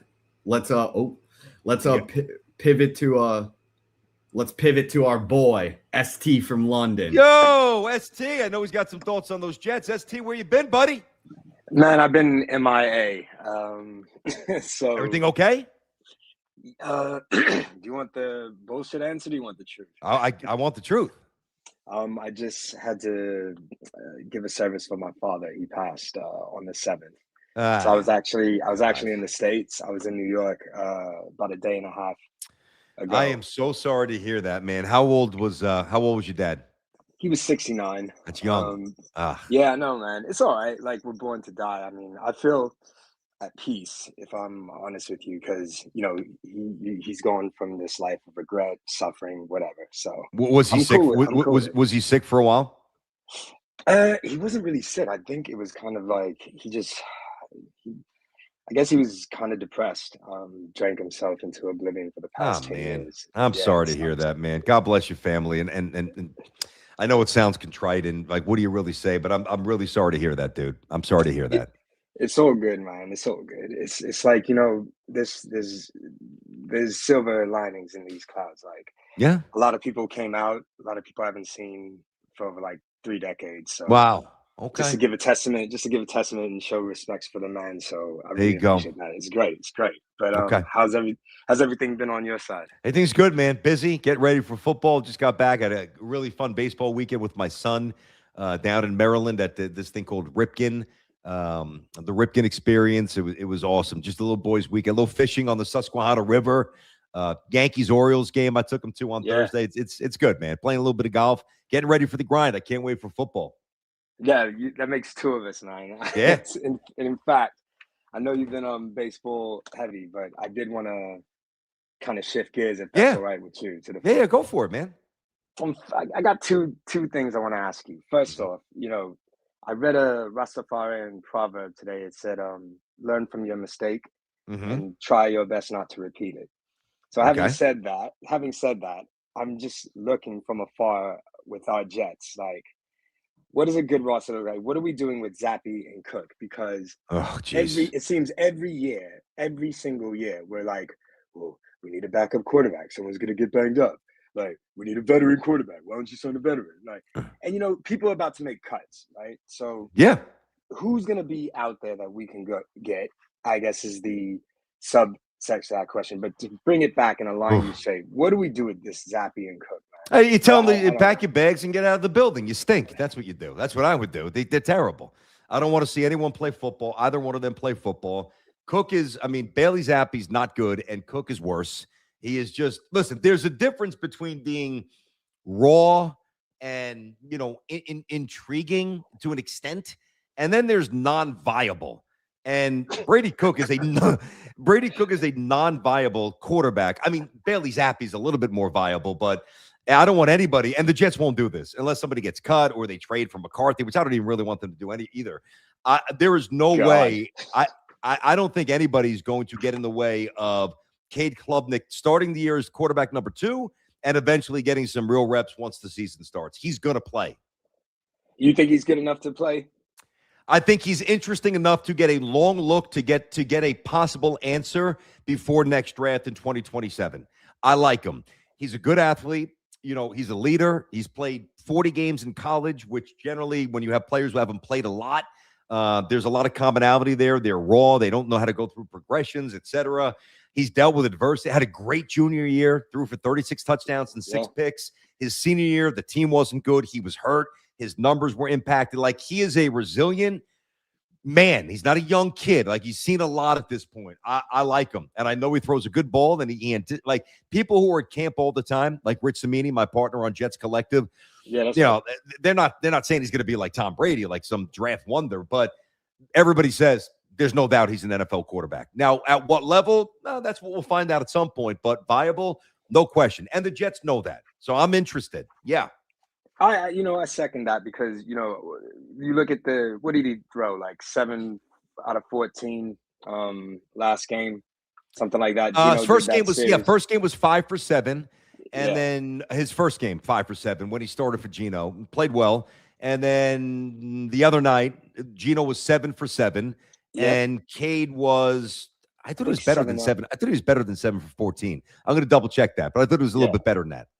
Yeah, I'm with you. I watched him at Clemson. I was quite impressed. He's cool. Yep. Dabo Sweeney doing his thing down there. So yeah, I'm with that. I just feel like the Jets need something more. And if we were to go get someone, whether it be a veteran or someone you just kick the tires on, who would that be? Who would you have in mind? Listen. You got to look at this really. You got to look at this not emotionally, SD, right? Because there's 2 things at play. I'm perfectly fine with somebody saying you're a little early on Cade Klubnik. Jets have to win. Glenn's got to win to keep his job. Okay, so they are less risk averse, meaning they want somebody more viable as the QB2 with experience, so that the season doesn't go off the rails if Geno gets hurt or stinks, and you put Cade in there and it looks like Brady Cook. It won't, but I get that. That's at least a logical take. But now you've got to look at it pragmatically. Anybody that the Jets get now is either going to be cut, which means they're not valued. And if they're not valued at City or Team X, why would the Jets really want them? Or you're going to trade for somebody. And I wouldn't trade for McCarthy. I think he's immature. I think he's half a knucklehead. I'm not interested in J.J. McCarthy from the Vikings. I don't want him at all. Even if it's for a 6th rounder, I don't want him, right? So I don't think that there's anybody out there. I've looked at teams' rosters. I've jumped into this trying to come up with a good name that could at least give me an alternate view on what I just said about Cade being number 2. I haven't come up with anybody. I don't think it's worth it, dude. I'm stumped, man. I'm stumped, and thanks for answering that because I guess we both are in the same position right now. And I guess my second part of the question, I need you to give me the full rundown. So, Deshaun Watson has been named QB1. Oh my good God Almighty! What do you think? What do you think of that? Given what he said about the fan base just a few nights ago, I think he's an idiot. Is really what I think. And I don't throw that word around loosely. Like, to me, that's a very unintelligent word. Like, anybody could call it an idiot. What are we, 9 years old? You're an idiot. But he's an idiot because every issue that he's had has been brought upon by himself. And this dude, when he's hammering the fan base the other day, actually thinks that he's going to be the first pro athlete to win the battle against fans, especially for a fan base like the Browns. No I mean, way. you just, I mean, he's going to be gone anyway, but you just wrote your death certificate as the quarterback of the Browns. Now, I don't think that the Shedeur Sanders is very good either. So I think it's more like, all right, who's less worse than who's good at this point? And the Browns are rebuilding, and they're going to get a quarterback in the draft next year. I think Deshaun Watson is a knucklehead. When you have 27 suits filed against you by women, and you settled 24 of them. I'm not perfect, so I'm not going to sit here and judge everybody's moral character. But in a lot of ways, it's kind of an admission of guilt to me. Otherwise, you're not cutting checks to 24 women if you didn't do anything wrong. And even if I can put that aside and compartmentalize and just look at football, which I obviously can, he stinks. He's lost his mobility. He's wildly inaccurate. He doesn't have an ounce of leadership in his body. And I think it's detrimental that he's even around. It is going to be ugly, and he is going to play like S. That's my honest opinion. Is that good enough for you? That's great enough for me. Better them than us, man. I tell you what. And can you imagine, like, just years ago when he was when he was about to leave Houston, I was like, ooh. I was getting excited. I was like, this intrigues me. Me too. I was like, get him. Me too. I mean, there's these massage parlors everywhere. He would have been selling 50 civil suits in Manhattan. Everywhere you go, most are legit, I guess. I don't know, but I mean, thank God he didn't come here. I mean, we've had enough to deal with. Imagine dealing with that. He would have been gone. It would have been my last mission on WFAN to make sure that clown was sent packing. Like we all make mistakes. Nobody's a saint. Let's be honest here. But I mean, dude, there is a lack of moral fiber, and then there's him. So how do you lead 52 other men when you can't even lead yourself? I mean, come on. No, that's real. That's real. And I mean, I guess I was gonna ask you, you don't care about tennis, right? So you're not gonna go to the US Open at all. Nah, you know what? I don't. I just, you know what it is. And see, I'm gonna let you go because I want to get to another call or two, and I got to start wrapping up. But before I let you go, I'm looking forward to talking Jets and NFL with you this year. And I know I said it at the start, and you sound like you're in a good spot, as good as you can be. But rest in peace to your dad. And, just 69's young, but it sounds like he had a rough battle, and I'm sure he's on the better side now. I'm really sorry to hear that. It's been a long time since you called, and that's the last thing I want to hear from you. So I'm seriously sorry to hear that, man. No, bless up, man. Bless up, BT. I really appreciate Send in love, ST. Send in love your way. That's right. J-Rob, blessings, brother. Blessings, man. You guys take it easy. You too, buddy. I'll be talking to you soon. No doubt about it. Tennis. No, listen, there was a point I remember when Andre Agassi was playing, and Pete Sampras, and Michael Chang. I mean, obviously the old ones like McEnroe, Jimmy Connors, Ivan Lendl. I know a little bit about tennis. I never talked tennis, so I know more than I let on. But I just can't watch tennis. Now a lot of people sit there and say, how do you watch golf? I love watching golf. I'm watching, now that I'm starting to play again, I am watching more and more and more. Matter of fact, we were in the hotel room, I guess Thursday night when we got back from Camden Yards. And he had his first team practice. I think it was 9 or 10 o'clock in the morning the next 3-hour practice, by the way. How about that? Love it. Run him into the ground, coach. And there's one TV, unlike the 11 that are in my home for some stupid reason all over the place. We got 11, and we did this the other day. Remember, Jay? There was one. Yeah. And Daddy was watching golf, and Daddy was watching women's golf. And I remember my son saying to me, he's like, Dad, you could beat these women in golf, right? I said, are you insane? Are you crazy? And I was watching the senior women's. Annika was in I don't know what event it was. I was watching for a good 45 minutes. And what's that other older Dottie? She was big for a long time. She's like 61, still grinding it out. I'm like, better? Dude, they're going out there. They're shooting par. They're shooting under par. Better? I said, listen, I mean, if Daddy catches one flush, is there a chance that Daddy could be a little bit longer off the tee than some of them? Yeah, I guess. But I mean, these women are 50s. Then again, I'm in my early 50s. But yeah, maybe by a couple of yards short. I'm like, dude, just watch the way they chip and putt. They're around the cup all day. They'd be giving me 2 shots a hole. Stop. But anyway, I do enjoy watching golf, Ryder Cup, President's Cup, big events. I love it. European events on the Golf Channel. I love watching Golf Channel commentary with Brandel Chambly, who I used to have on the show a ton when I was working with Tiki. Great guy, great broad, smart. I love that stuff. Tennis, I just can't get into it. To me, it's boring. Now, many of you will resist that. The action's great, especially when it's at the net and then it's back to the end line, I guess it's called, and side to side, and the speed is ridiculous. And the power in which these people serve is crazy. I don't know anybody returns a serve. Like 110 miles an hour, something crazy. So I respect the agility and the game. And I actually do enjoy, and we haven't done it in a while because of the kids, but like when my wife and I were dating and engaged and married before kids, we would always go to like an island like Turks or Mexico or Jamaica. We'd go all over, just go beach hunting.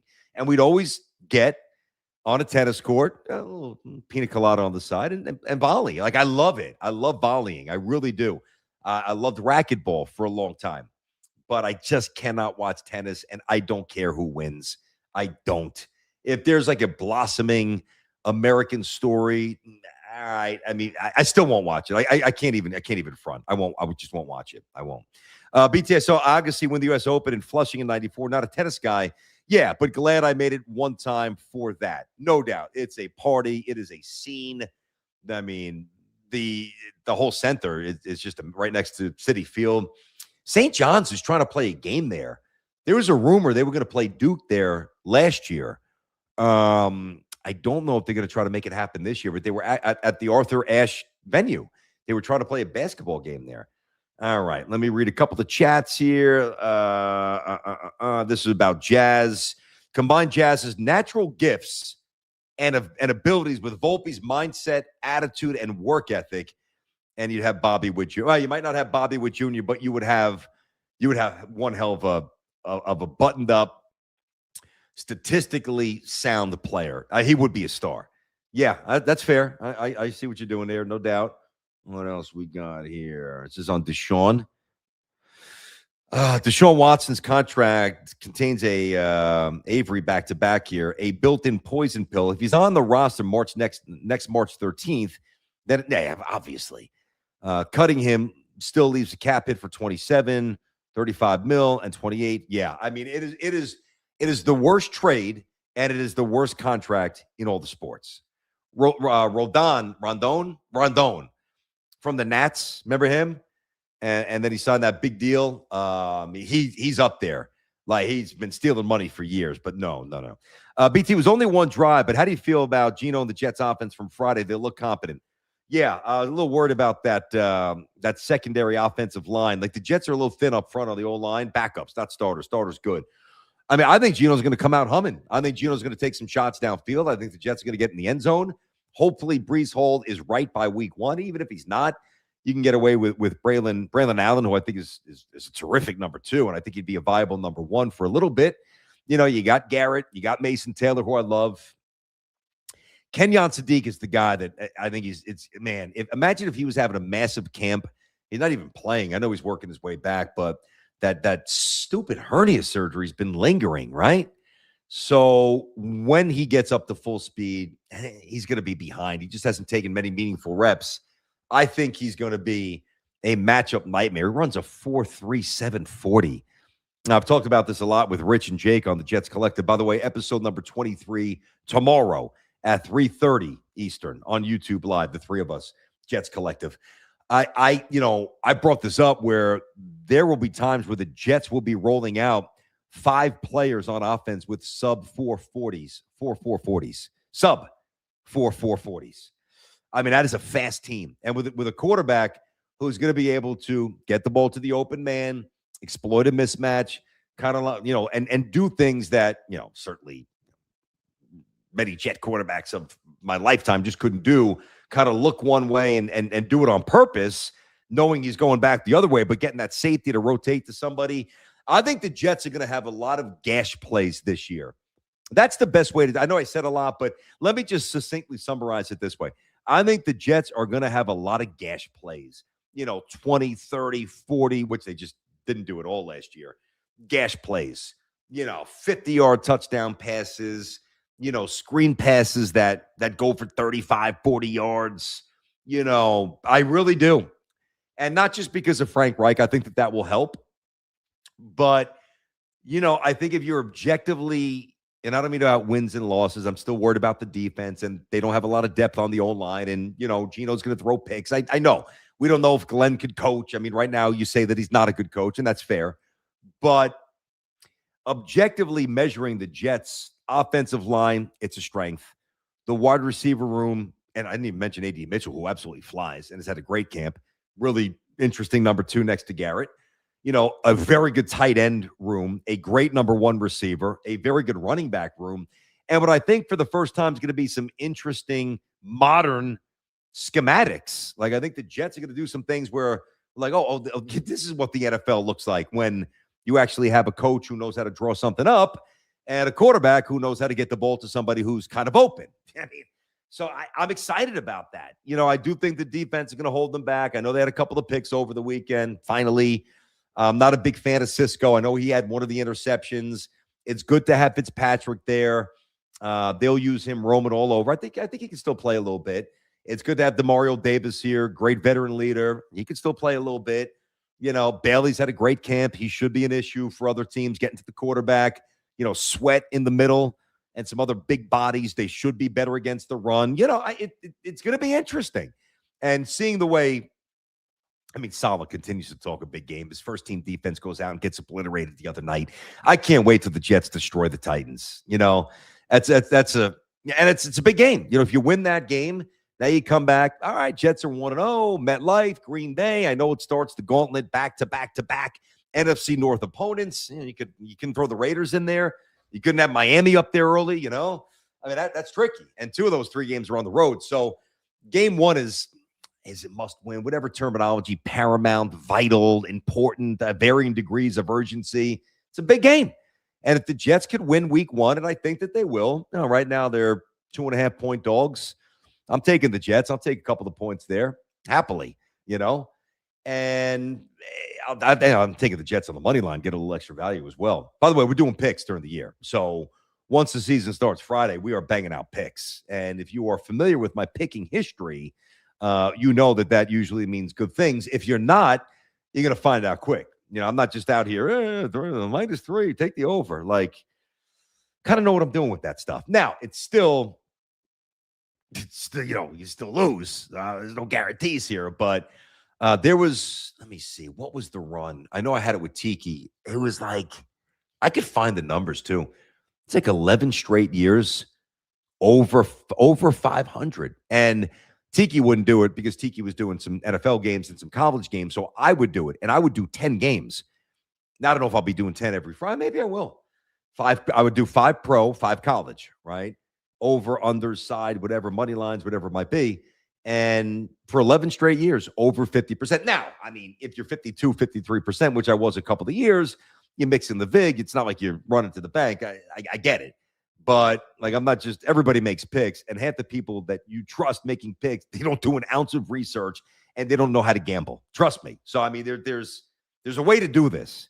So hopefully we get off on the right foot, get a little cheese in that account there early, J-Rod. And we're playing downhill rest of the way.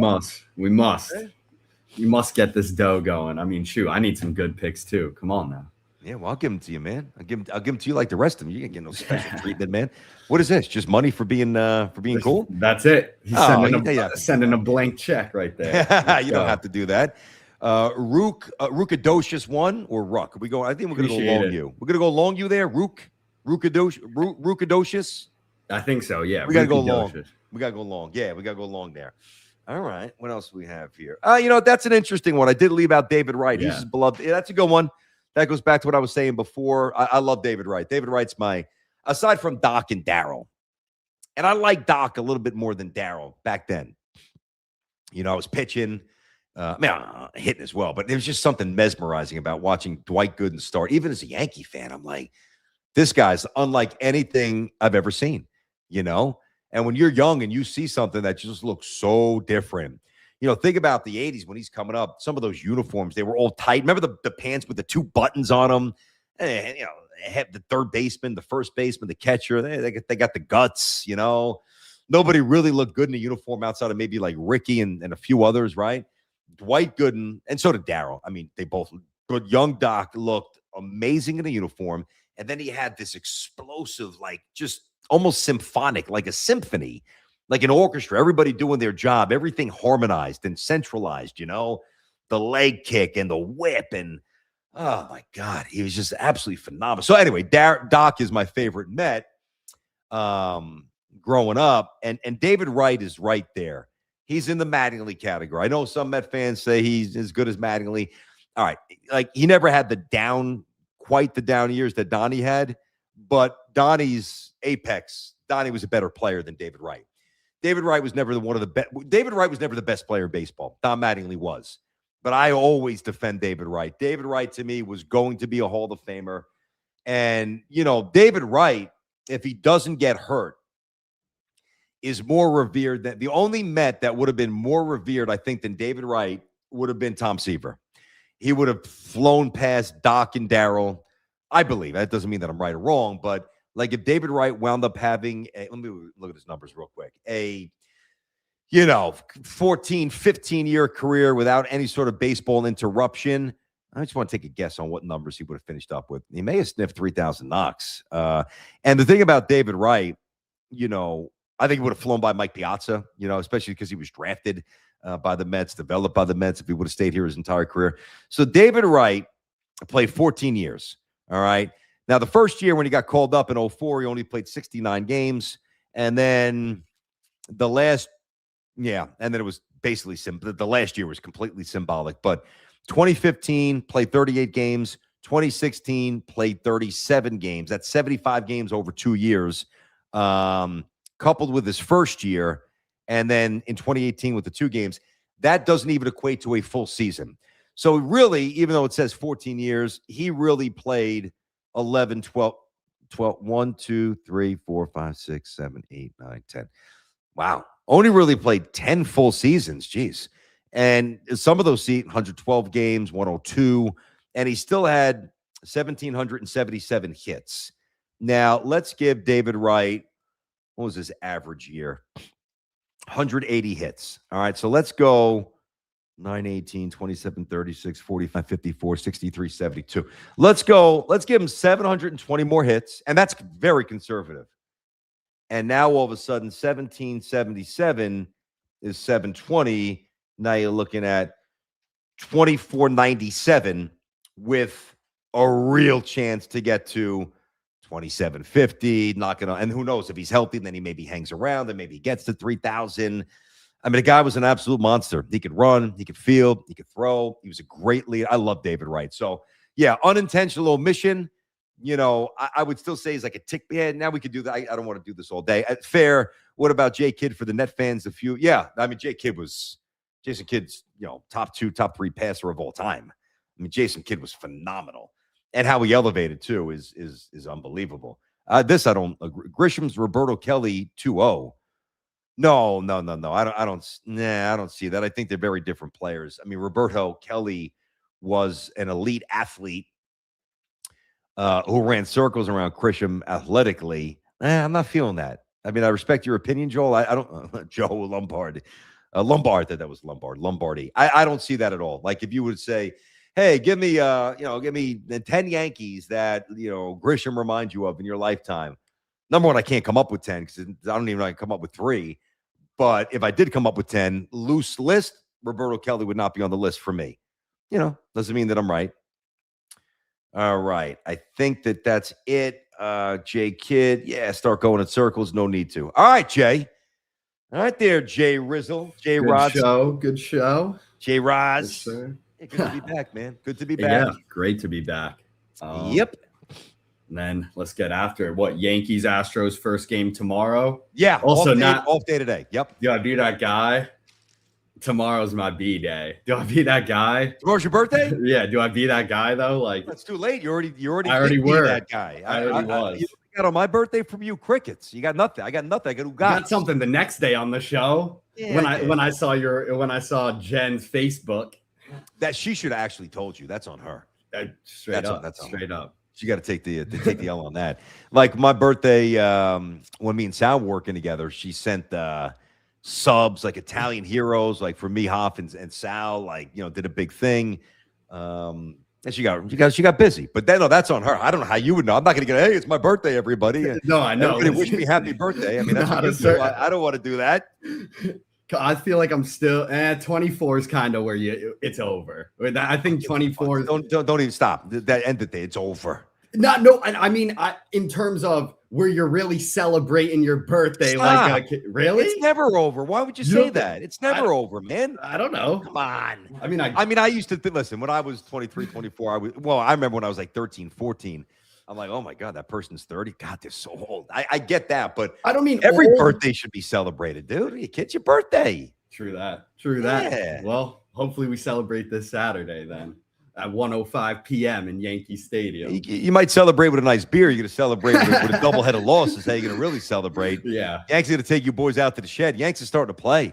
Rays are starting to stumble. Yanks starting to play. Red Sox, although, to be fair, Red Sox only 3 games behind the Yankees. It's tight. This is a big week. This is an exciting week. I said it's the biggest week of the season. Now, obviously, depending upon what happens here, you go back, I believe it's late September. Yankees have a 4-game set with the Rays. That Mets series will be fun, but in terms of actual divisional traction and all that stuff, yeah, there's going to be other mountains to scale down the road. But if the Yankees go 5-1, is it 7 games? Yeah, it's 4 because the Red Sox have the doubleheader, so it's 7.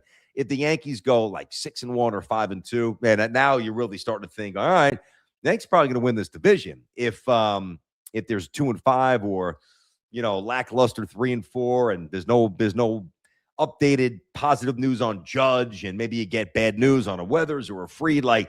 An interesting week here. It could go a lot of different ways, but the Yankees are playing well. Yankees are grinding. And one more thing before that, I want to just see what is the updated Yankee projected win total. Last time I checked, it was 91. I've always thought it's going to be a little bit higher than that. Let's see. All right, MLB.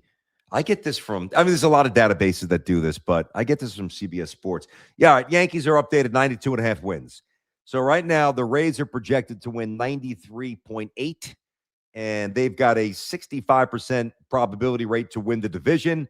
The Yankees are projected to win 92.5 games with a 30.6% rate to win the division. The Red Sox are at 88.3 wins and a meager, paltry, minuscule, barely visible 4.4 percentile to win the division. Let's check on some other teams that I like to keep. Let's see what the Metsies are at. Mets, did they get over 70 yet? Good. The Mets are at 73.8 projected wins. They've actually played better. And they've done it without Soto, which is actually quite amazing. Who's got the highest? It's got to be the Dive. The highest projected win total as of now. And they factor in Brewers or Dodgers would be my guess. I think that you're right for sure. The White Sox are projected to win 84, win the division. That division always sucks. Respect the White Sox coming back from the dead, but that division's a joke. Oh my God, I didn't even realize the West was the Astros have a 41% chance to win the division with a projected win total of 79.6.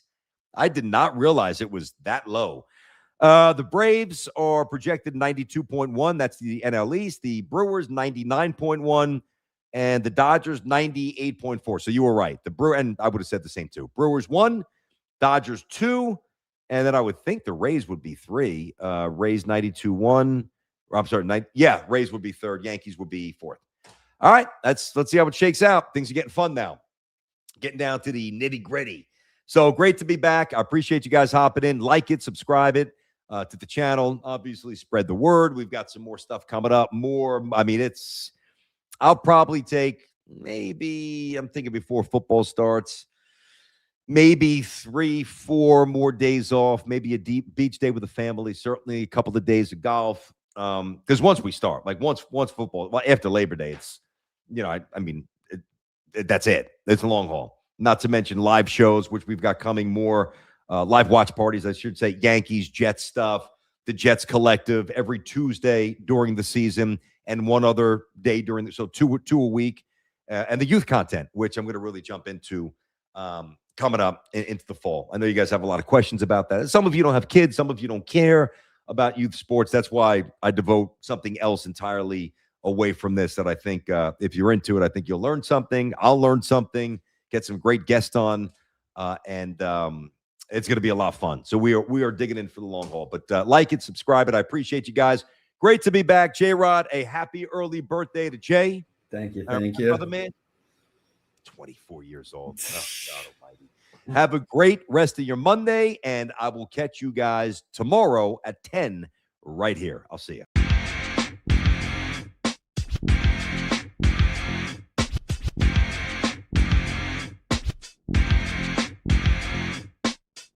Unleash. Are you listening? Can you hear me? This is Unleash. Are you listening? Can you hear me? This is Unleash. Are you listening? Can you hear me? This is Unleash. Are you listening? Can you hear me? With your host, Brandon Tierney.